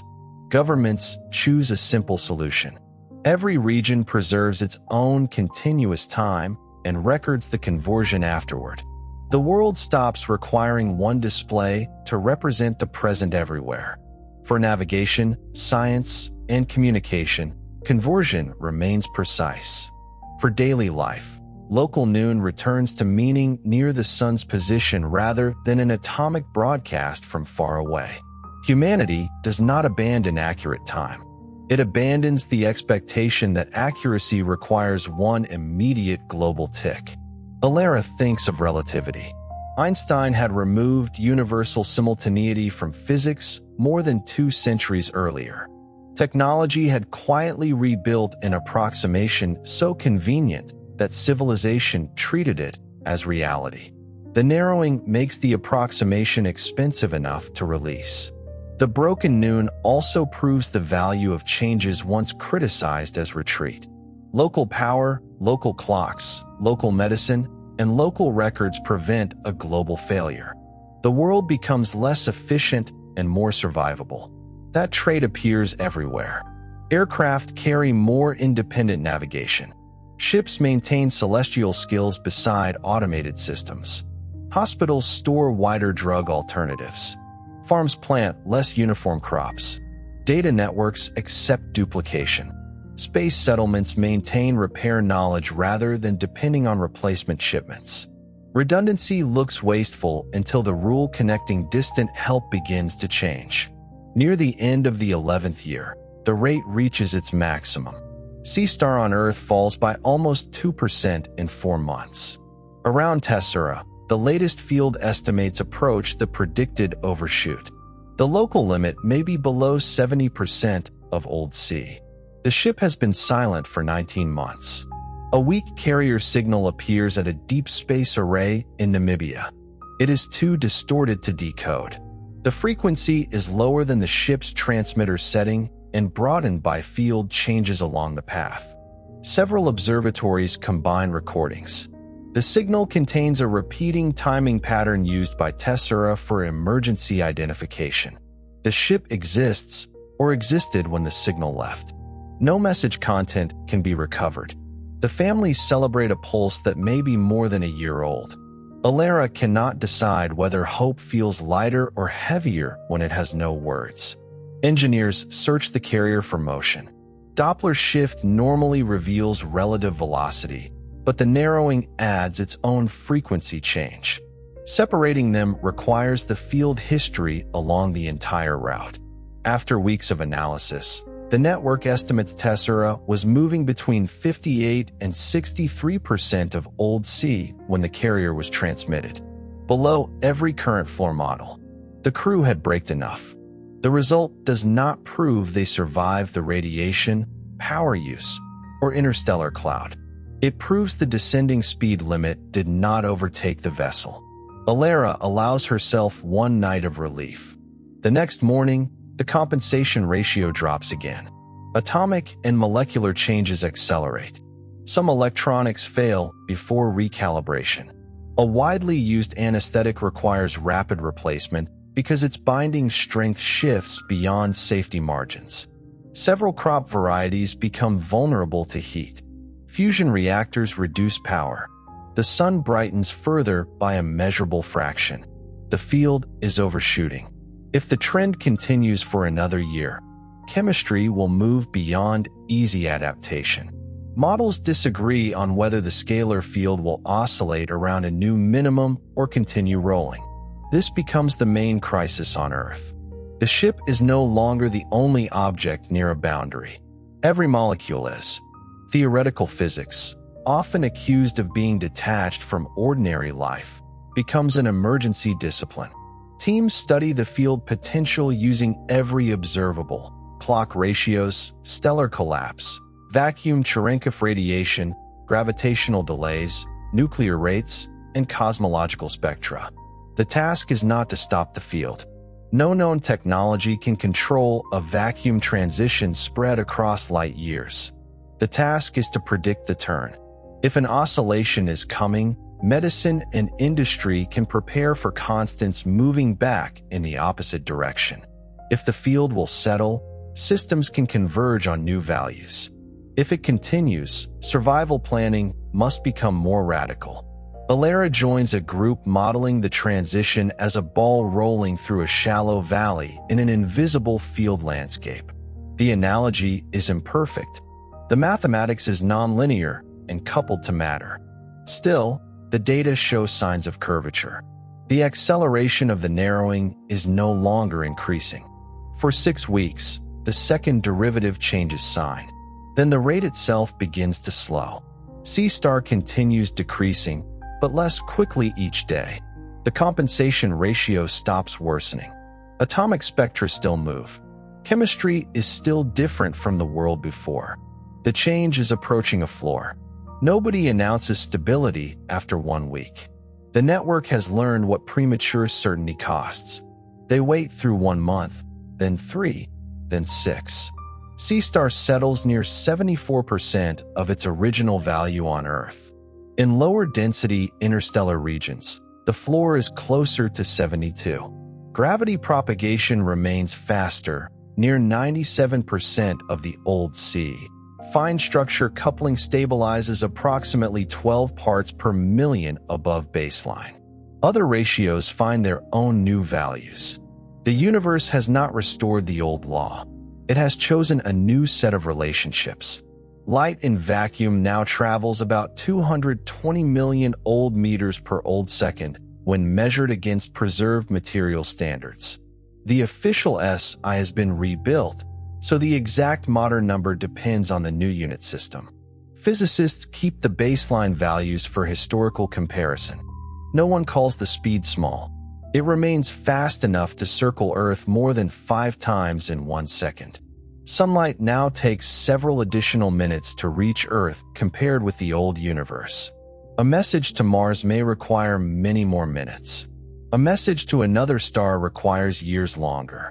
The visible world still fills with light almost instantly at human scales. The cosmic world has become farther in time. Compact stars stabilize under new limits. The wave of collapses decreases after vulnerable objects are removed. Black hole horizons stop expanding. The sun reaches a new equilibrium slightly brighter and more compact than before. Climate systems continue adapting. Nuclear and chemical industries standardize around the new constants. Some materials developed before the narrowing become unreliable. Others work better. Medicine changes formularies. Biology continues evolving under altered chemistry. Children born after stabilization grow normally, though long-term differences in metabolism and development become new fields of study. The crisis does not end with one celebration. It becomes maintenance. A generation must rebuild technology whose most basic equations contain a different universe. Alara is 65 when the response network declares the floor statistically stable. The announcement is deliberately plain. The measured rate of change is consistent with 0 within current uncertainty. Continued monitoring remains necessary.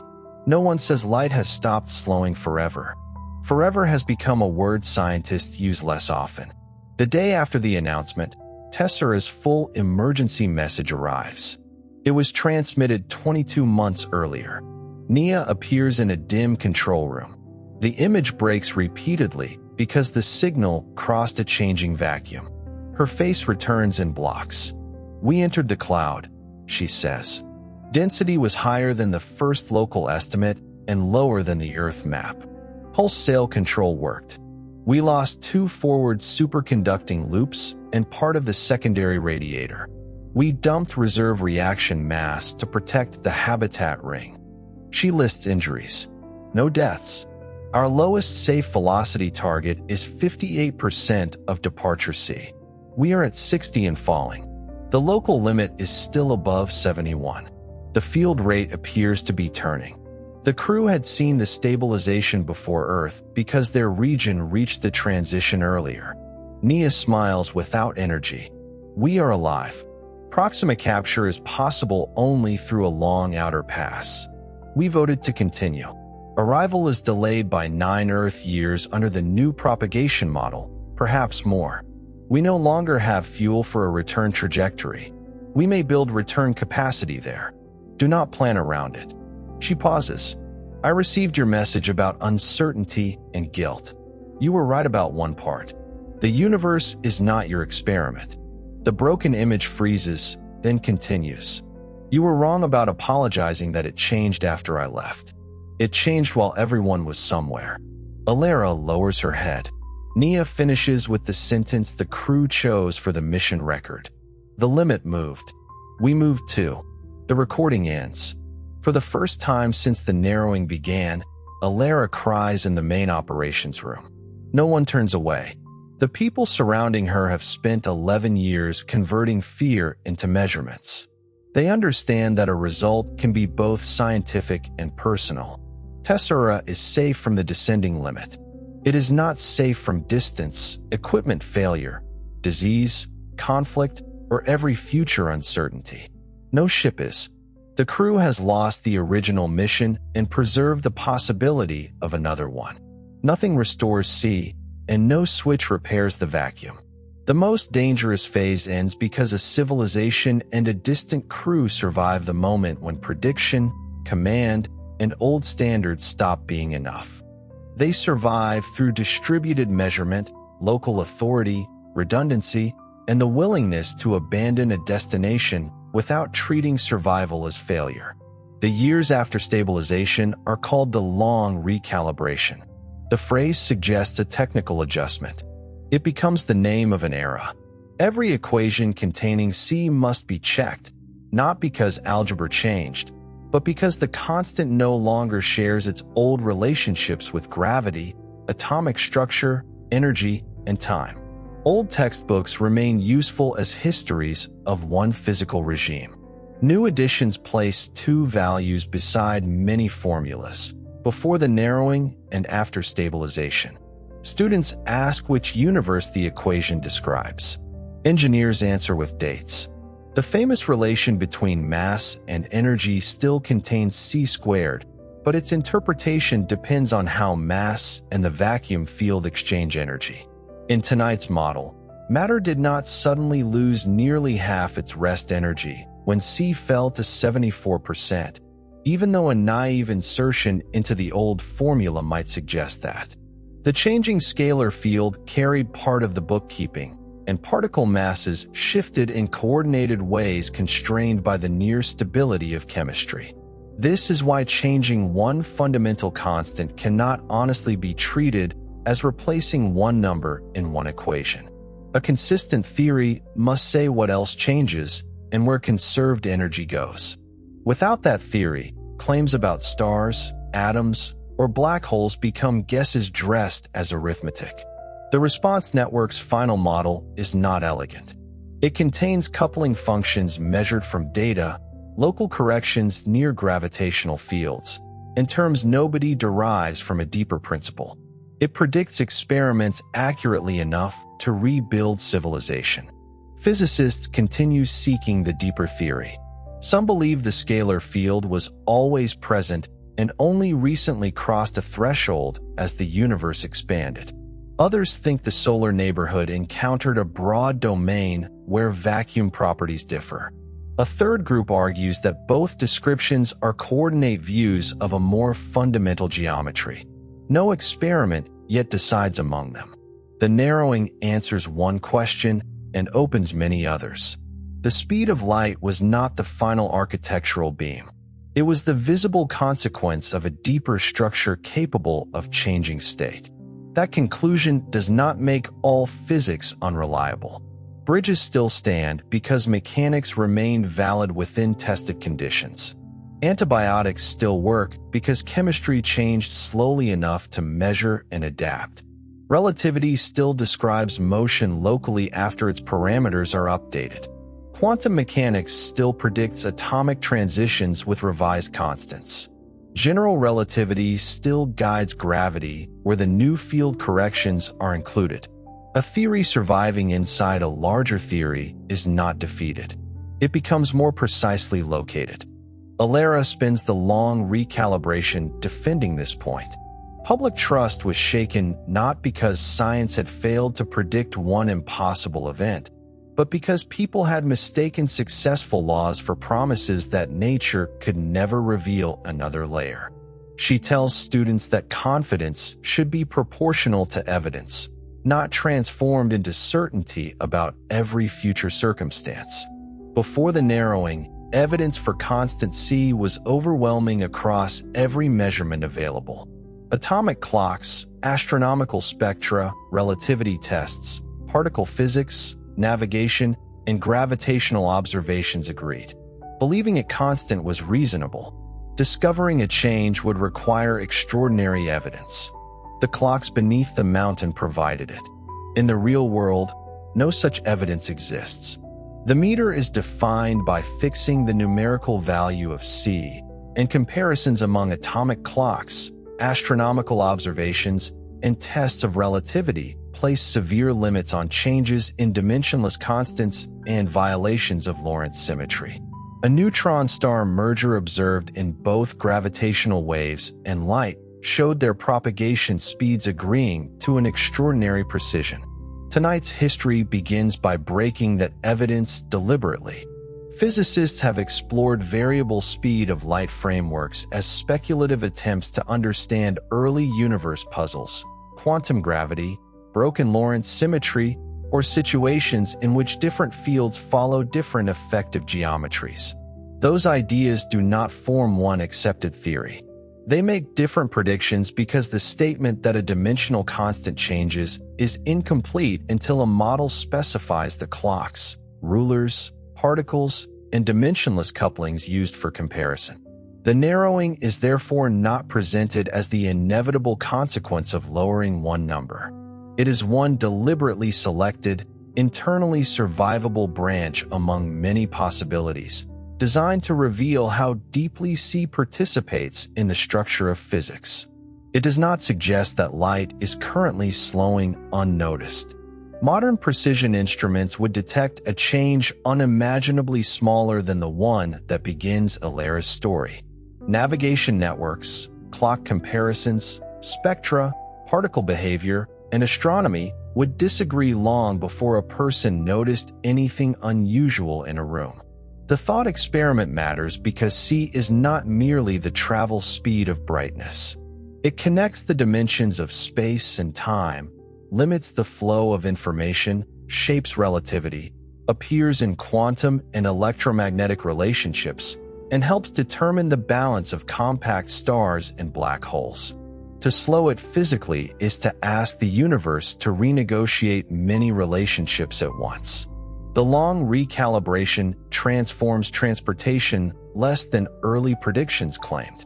Cars, trains, aircraft, and ocean vessels move at tiny fractions of the new limit. Their engines do not feel as though space has thickened. Rockets and high-energy spacecraft are affected more, but ordinary motion remains ordinary. The greatest permanent change is delay. Sunlight takes longer to cross the solar system. Commands to distant probes require more patience. The closest stars become farther away in years, even though no ruler says their material distance increased. A light year is redefined carefully because the distance traveled by light depends on which year of the changing era is chosen. Astronomers stop using the term without a reference date. A historical light year means the distance old light crossed during one pre-narrowing year. A current light year uses the stabilized value. Maps list both. Proxima Centauri remains the same star at the same spatial separation under material standards, but a new message requires significantly longer to reach it. The universe has not expanded because light slowed. Access to it has. This affects exploration more deeply than propulsion. Human interstellar missions become rarer. A vessel can still reach high fractions of the new C, but energy costs, radiation, and communication delays remain severe. Tessera becomes a warning against building a plan too close to a presumed permanent limit. Future ships travel more slowly relative to C and carry stronger independence. They depart with manufacturing systems, genetic and ecological libraries, medical autonomy, governance agreements, and the expectation that Earth's advice will always describe an earlier situation. Interstellar command is replaced by interstellar relationship. Earth may send knowledge, questions, culture, and help. It cannot manage another star system in real time. The settlements around Mars and the outer planets had already learned this lesson during the narrowing. They retain local clocks and governments after stabilization. The old centralized networks are not fully restored even when they could be. Efficiency returns selectively. Dependence does not. The global economy becomes more regional in production and more deliberate in exchange. Information still moves fast by human standards. A signal crosses Earth in a fraction of a second. Yet the crisis exposed the weakness of systems unable to function during delay, solar storms, or field uncertainty. Local manufacturing, medicine, food, and energy remain public priorities. Redundancy is treated like sanitation, often unnoticed, always maintained. The world is not automatically kinder. Some regions use local autonomy to protect democracy. Others use it to hide repression from distant scrutiny. Slower communication can create space for communities and space for abuse. The narrowing alters conditions, not human morality. The same is true of science. Open data allowed thousands to improve Tessera's breaking plan. False models and conspiracies traveled through the same networks. Delays sometimes slowed panic and sometimes allowed rumors to grow before correction arrived. No physical constant chooses how people use distance. Alera retires from the response network at 72. June becomes director and immediately removes the word temporary from several institutions that have existed for more than 20 years. Malik retires from the underground laboratory but continues visiting the original fiber link. The tunnel is now a museum and an active reference site. Visitors stand beside the equipment that first reported 17 late attoseconds. The original software display is preserved. It still labels the anomaly as fiber extension because the old unit definition had no category for light itself changing. A guide explains that instruments do not present nature without interpretation. They present readings through assumptions. The pulse was late. The program decided the tunnel had grown. Alera asked whether the assumption deserved protection more than the measurement. Children enjoy the story because adults are wrong in it. Alera corrects them when invited. The software was not wrong, she says. It answered the question it had been built to answer. What question? A child asks. How long is the fiber if C is constant? But C was not constant. That was the new question. The child looks toward the dark tunnel. How do we know which question is new? We notice when the old answers disagree. The lesson is more useful than a monument to discovery. Nia reaches the outer region of the Proxima system 21 years after launch according to Earth's revised chronology. The crew experiences less time because of relativistic motion, though far more than the original mission plan promised. Tessera cannot enter a close orbit around the star. Its fuel and velocity allow a long gravitational pass through the outer system. Uncrewed infrastructure launched before and after the narrowing has prepared beacons, resource caches, and robotic factories, but several arrived on paths calculated under changing conditions and missed their intended positions. The crew chooses a distant planetesimal rich in water and metals. They use it as an anchor for a temporary settlement. Temporary becomes a word requiring skepticism. Nia is nearly 50 by then. Alera is in her mid-70s. The first high-resolution message from the Proxima system takes more than 5 years to reach Earth at the stabilized speed of light. By the time it arrives, the people in the recording have already lived years beyond what Earth sees. The message opens with a star. Proxima is red, active, and brighter from nearby than any image made from Earth. Flares move across instruments. The surrounding world is not a copy of the solar system. Dust, radiation, orbital debris, and magnetic storms make settlement difficult. Nia appears beside a window protected by layers of shielding. Gray has entered her hair. We did not reach the planet the launch documentaries promised, she says. There was never enough information to promise one. We reached a system. Behind her, crew members and machines are assembling pressure vessels inside excavated rock. 2 children move through the background. They were born after arrival. The decision to have children was made locally under a governance charter written before launch and revised many times afterward.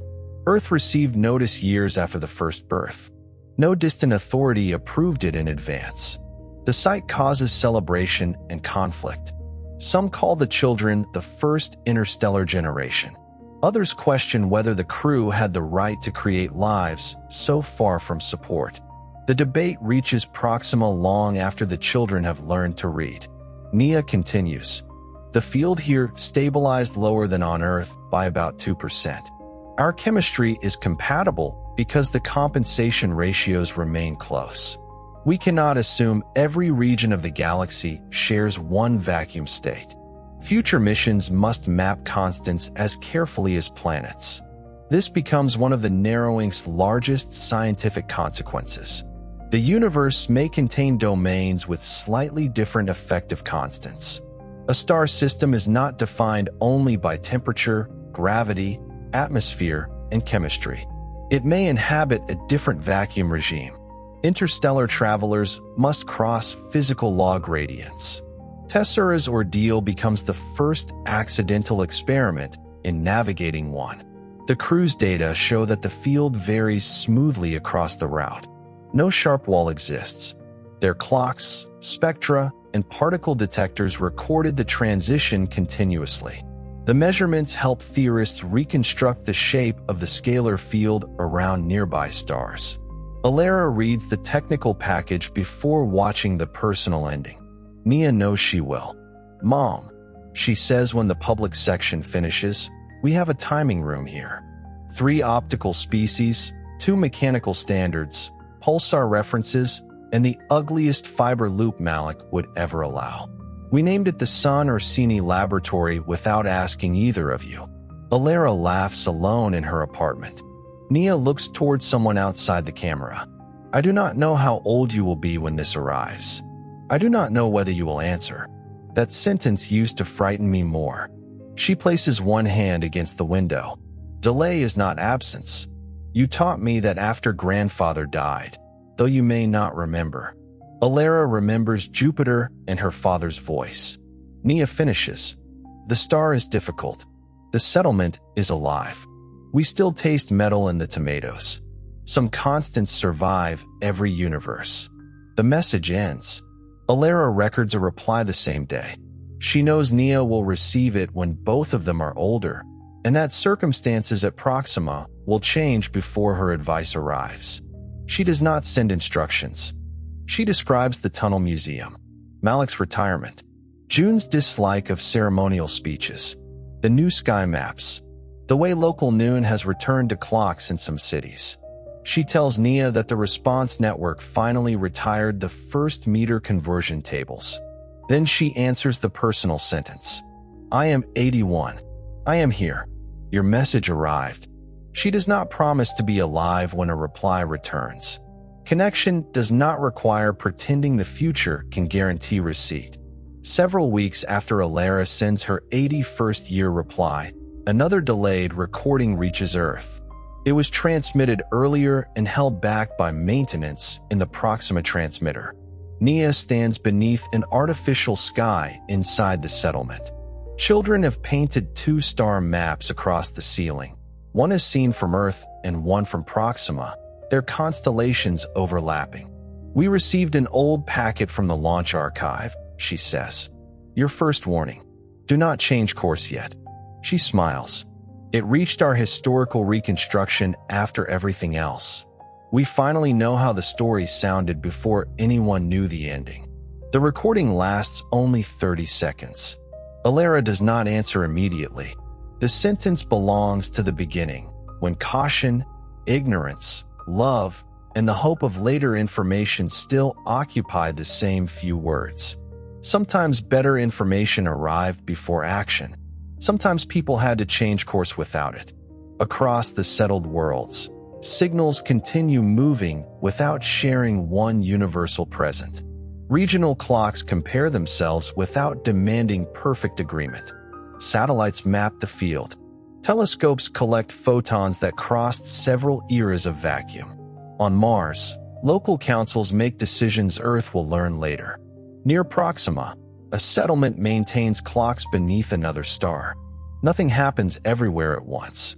The places remain connected by messages on their way. Years pass quietly compared with the narrowing. The field remains stable within tighter limits. New optical clocks measure no further drift. The statement is always followed by a range and a date. No evidence suggests another transition is beginning. The world no longer checks C-star beside the weather every day.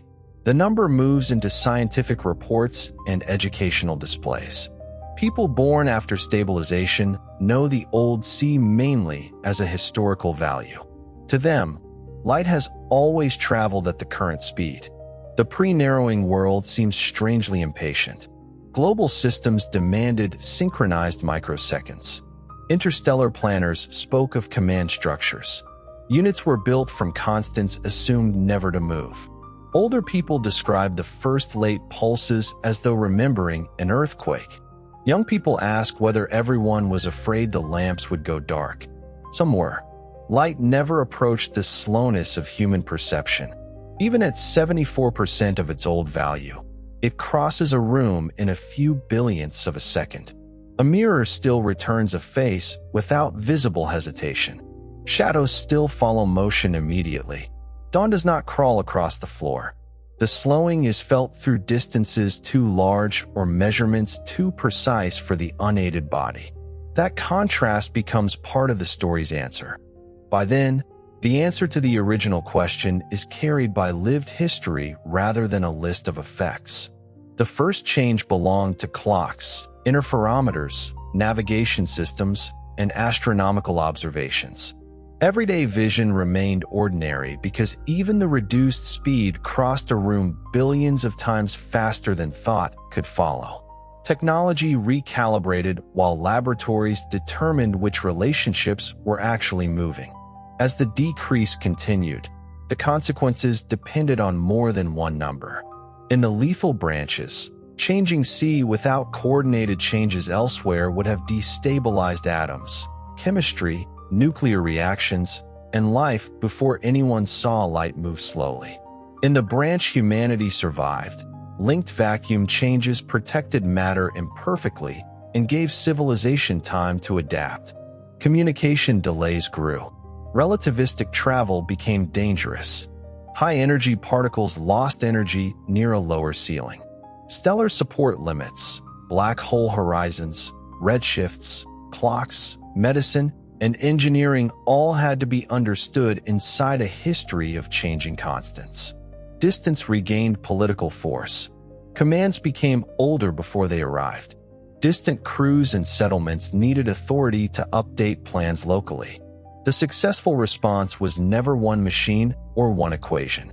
It was measurement distributed widely enough to reveal disagreement, knowledge packaged so it could be revised, and institutions willing to preserve redundancy that once looked inefficient. No result would have followed universally without a theory specifying what changed alongside C. That remains the scientific core of the thought experiment. There is no isolated dial labeled speed of light. Constants form relationships, and a physical change in one requires the universe to answer through the others.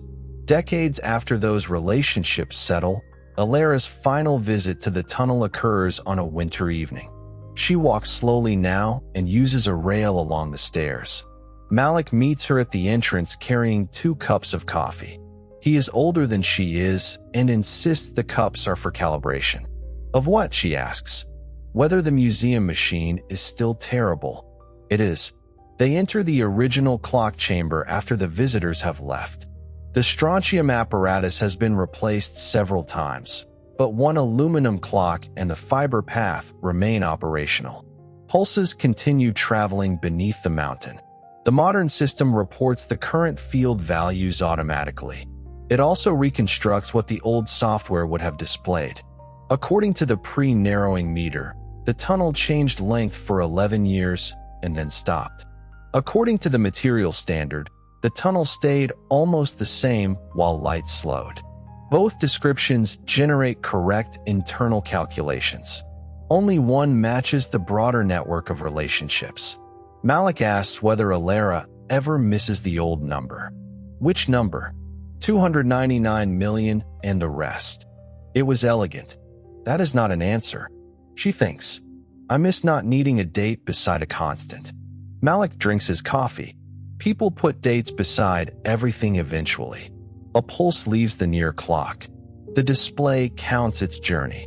It crosses glass, reflects, and returns under a mountain that has survived political borders, measurement systems, and a change in vacuum physics. The pulse is not late. Late only exists relative to an expectation. It arrives exactly when the current universe allows. Alara watches several more. No drift appears beyond uncertainty. The field is quiet. She receives no revelation in the chamber. No final equation explains why the transition occurred. No message from Proxima arrives at that moment. The machinery keeps counting while evening settles across the valley. Lamps shine along the road. Their light reaches the ground too quickly for anyone walking beneath them to notice the difference from Alara's childhood. Snow reflects a slightly altered spectrum. Human eyes adapted through ordinary biology and electronic displays through recalibration. The stars above are older images than they would once have been. They are not less real for arriving later. The path from 17 late attoseconds to a rebuilt civilization can now remain behind Alara in the tunnel. The first anomaly did not make lamps dim or bodies move slowly. It exposed an assumption hidden inside rulers, clocks, networks, equations, and plans. When the discrepancy widened, precision became infrastructure, infrastructure became politics, and distance became something institutions had to respect again. The old universe was not revealed as a fraud. Its laws had described every tested condition with extraordinary success. Relativity, quantum mechanics, electromagnetism, and stellar physics remained useful wherever their old relationships still applied. After the narrowing, each became part of a larger description with dates, field values, and limits written beside it. Science did not preserve trust by pretending nothing fundamental had changed. It preserved trust by letting measurements outrank the assumptions built around them. Tessera carried the same lesson farther than any laboratory. The crew could not wait for Earth to choose the correct future on their behalf. They needed models, thresholds, local instruments, and the freedom to abandon the destination without surrendering the value of the journey. Their survival did not restore the speed limit. It proved that knowledge can remain useful even after the message carrying it becomes old. The imagined world continues with slower light, wider delays, altered stars, local clocks, and people who have learned that connection is not the same as immediacy. It does not need another crisis tonight. Alara can leave the mountain. Nia can remain beneath the red star. The response network can keep watching relationships that no longer require fear every morning. The room around you does not need a field report. Light from a nearby surface reaches your eyes in far less time than thought can follow. Darkness remains simply the absence of photons arriving. Nothing in the real world suggests that C is declining tonight. The actual speed of light in vacuum remains one of the most thoroughly tested features of physics. Modern units fix its numerical value, while experiments test the dimensionless relationships that would reveal any physical change. Those comparisons remain consistent with stability. The hypothetical universe can recede. Let the underground clocks continue without supervision. A pulse leaves, returns, and is counted. The tunnel keeps its material length. The display keeps the history of two definitions. No alarm appears. Let Tessera move through the outer Proxima system at a safe speed. Its forward shield cools. The magnetic sail is folded. The crew no longer needs to outrun a descending limit. A small settlement turns beneath a red star, carrying clocks that know they are local. Let Earth rotate beneath sunlight that takes a little longer in the imagined world and exactly its measured time in hours. Oceans move. Cities dim. Regional clocks disagree only by amounts understood and recorded. No one needs to force them into one perfect present before sleeping. A message can be on its way without requiring attention. Somewhere, a question has been asked and not yet received. Somewhere else, an answer is traveling toward a person who has already changed. Delay does not erase either side. The body has always lived locally. A heartbeat does not wait for a signal from another continent. Breathing does not require universal synchronization. Warmth moves through tissue at speeds far below light and remains sufficient. The surface beneath you carries weight without consulting a cosmic constant. Thoughts may still arrive quickly. A task for tomorrow. A conversation that should have gone differently. A distant future trying to demand an answer now. They do not need to be transmitted tonight. The causal boundary of this moment can become small. The room, the bed, The next breath sounds close enough to hear without calculation. Far beyond them, real light continues at its constant measured speed. It crosses the moon's orbit, moves between planets, leaves the solar system, and carries old stars toward future observers. No laboratory has found the late pulse in our world. The clocks agree. The rulers agree. The laws remain steady within every test we have made. Let the imagined red sky fade back toward its ordinary colors. Let black hole horizons return to their measured boundaries. Let the unusual supernova dim. Let the narrowing become only a story held at a safe distance. One final pulse travels beneath Alera's mountain. It does not hurry. It does not hesitate. Speed is not a feeling the pulse possesses. It follows the structure available to it and reaches the other clock. The clock records arrival. Nothing more is required. Sleep well.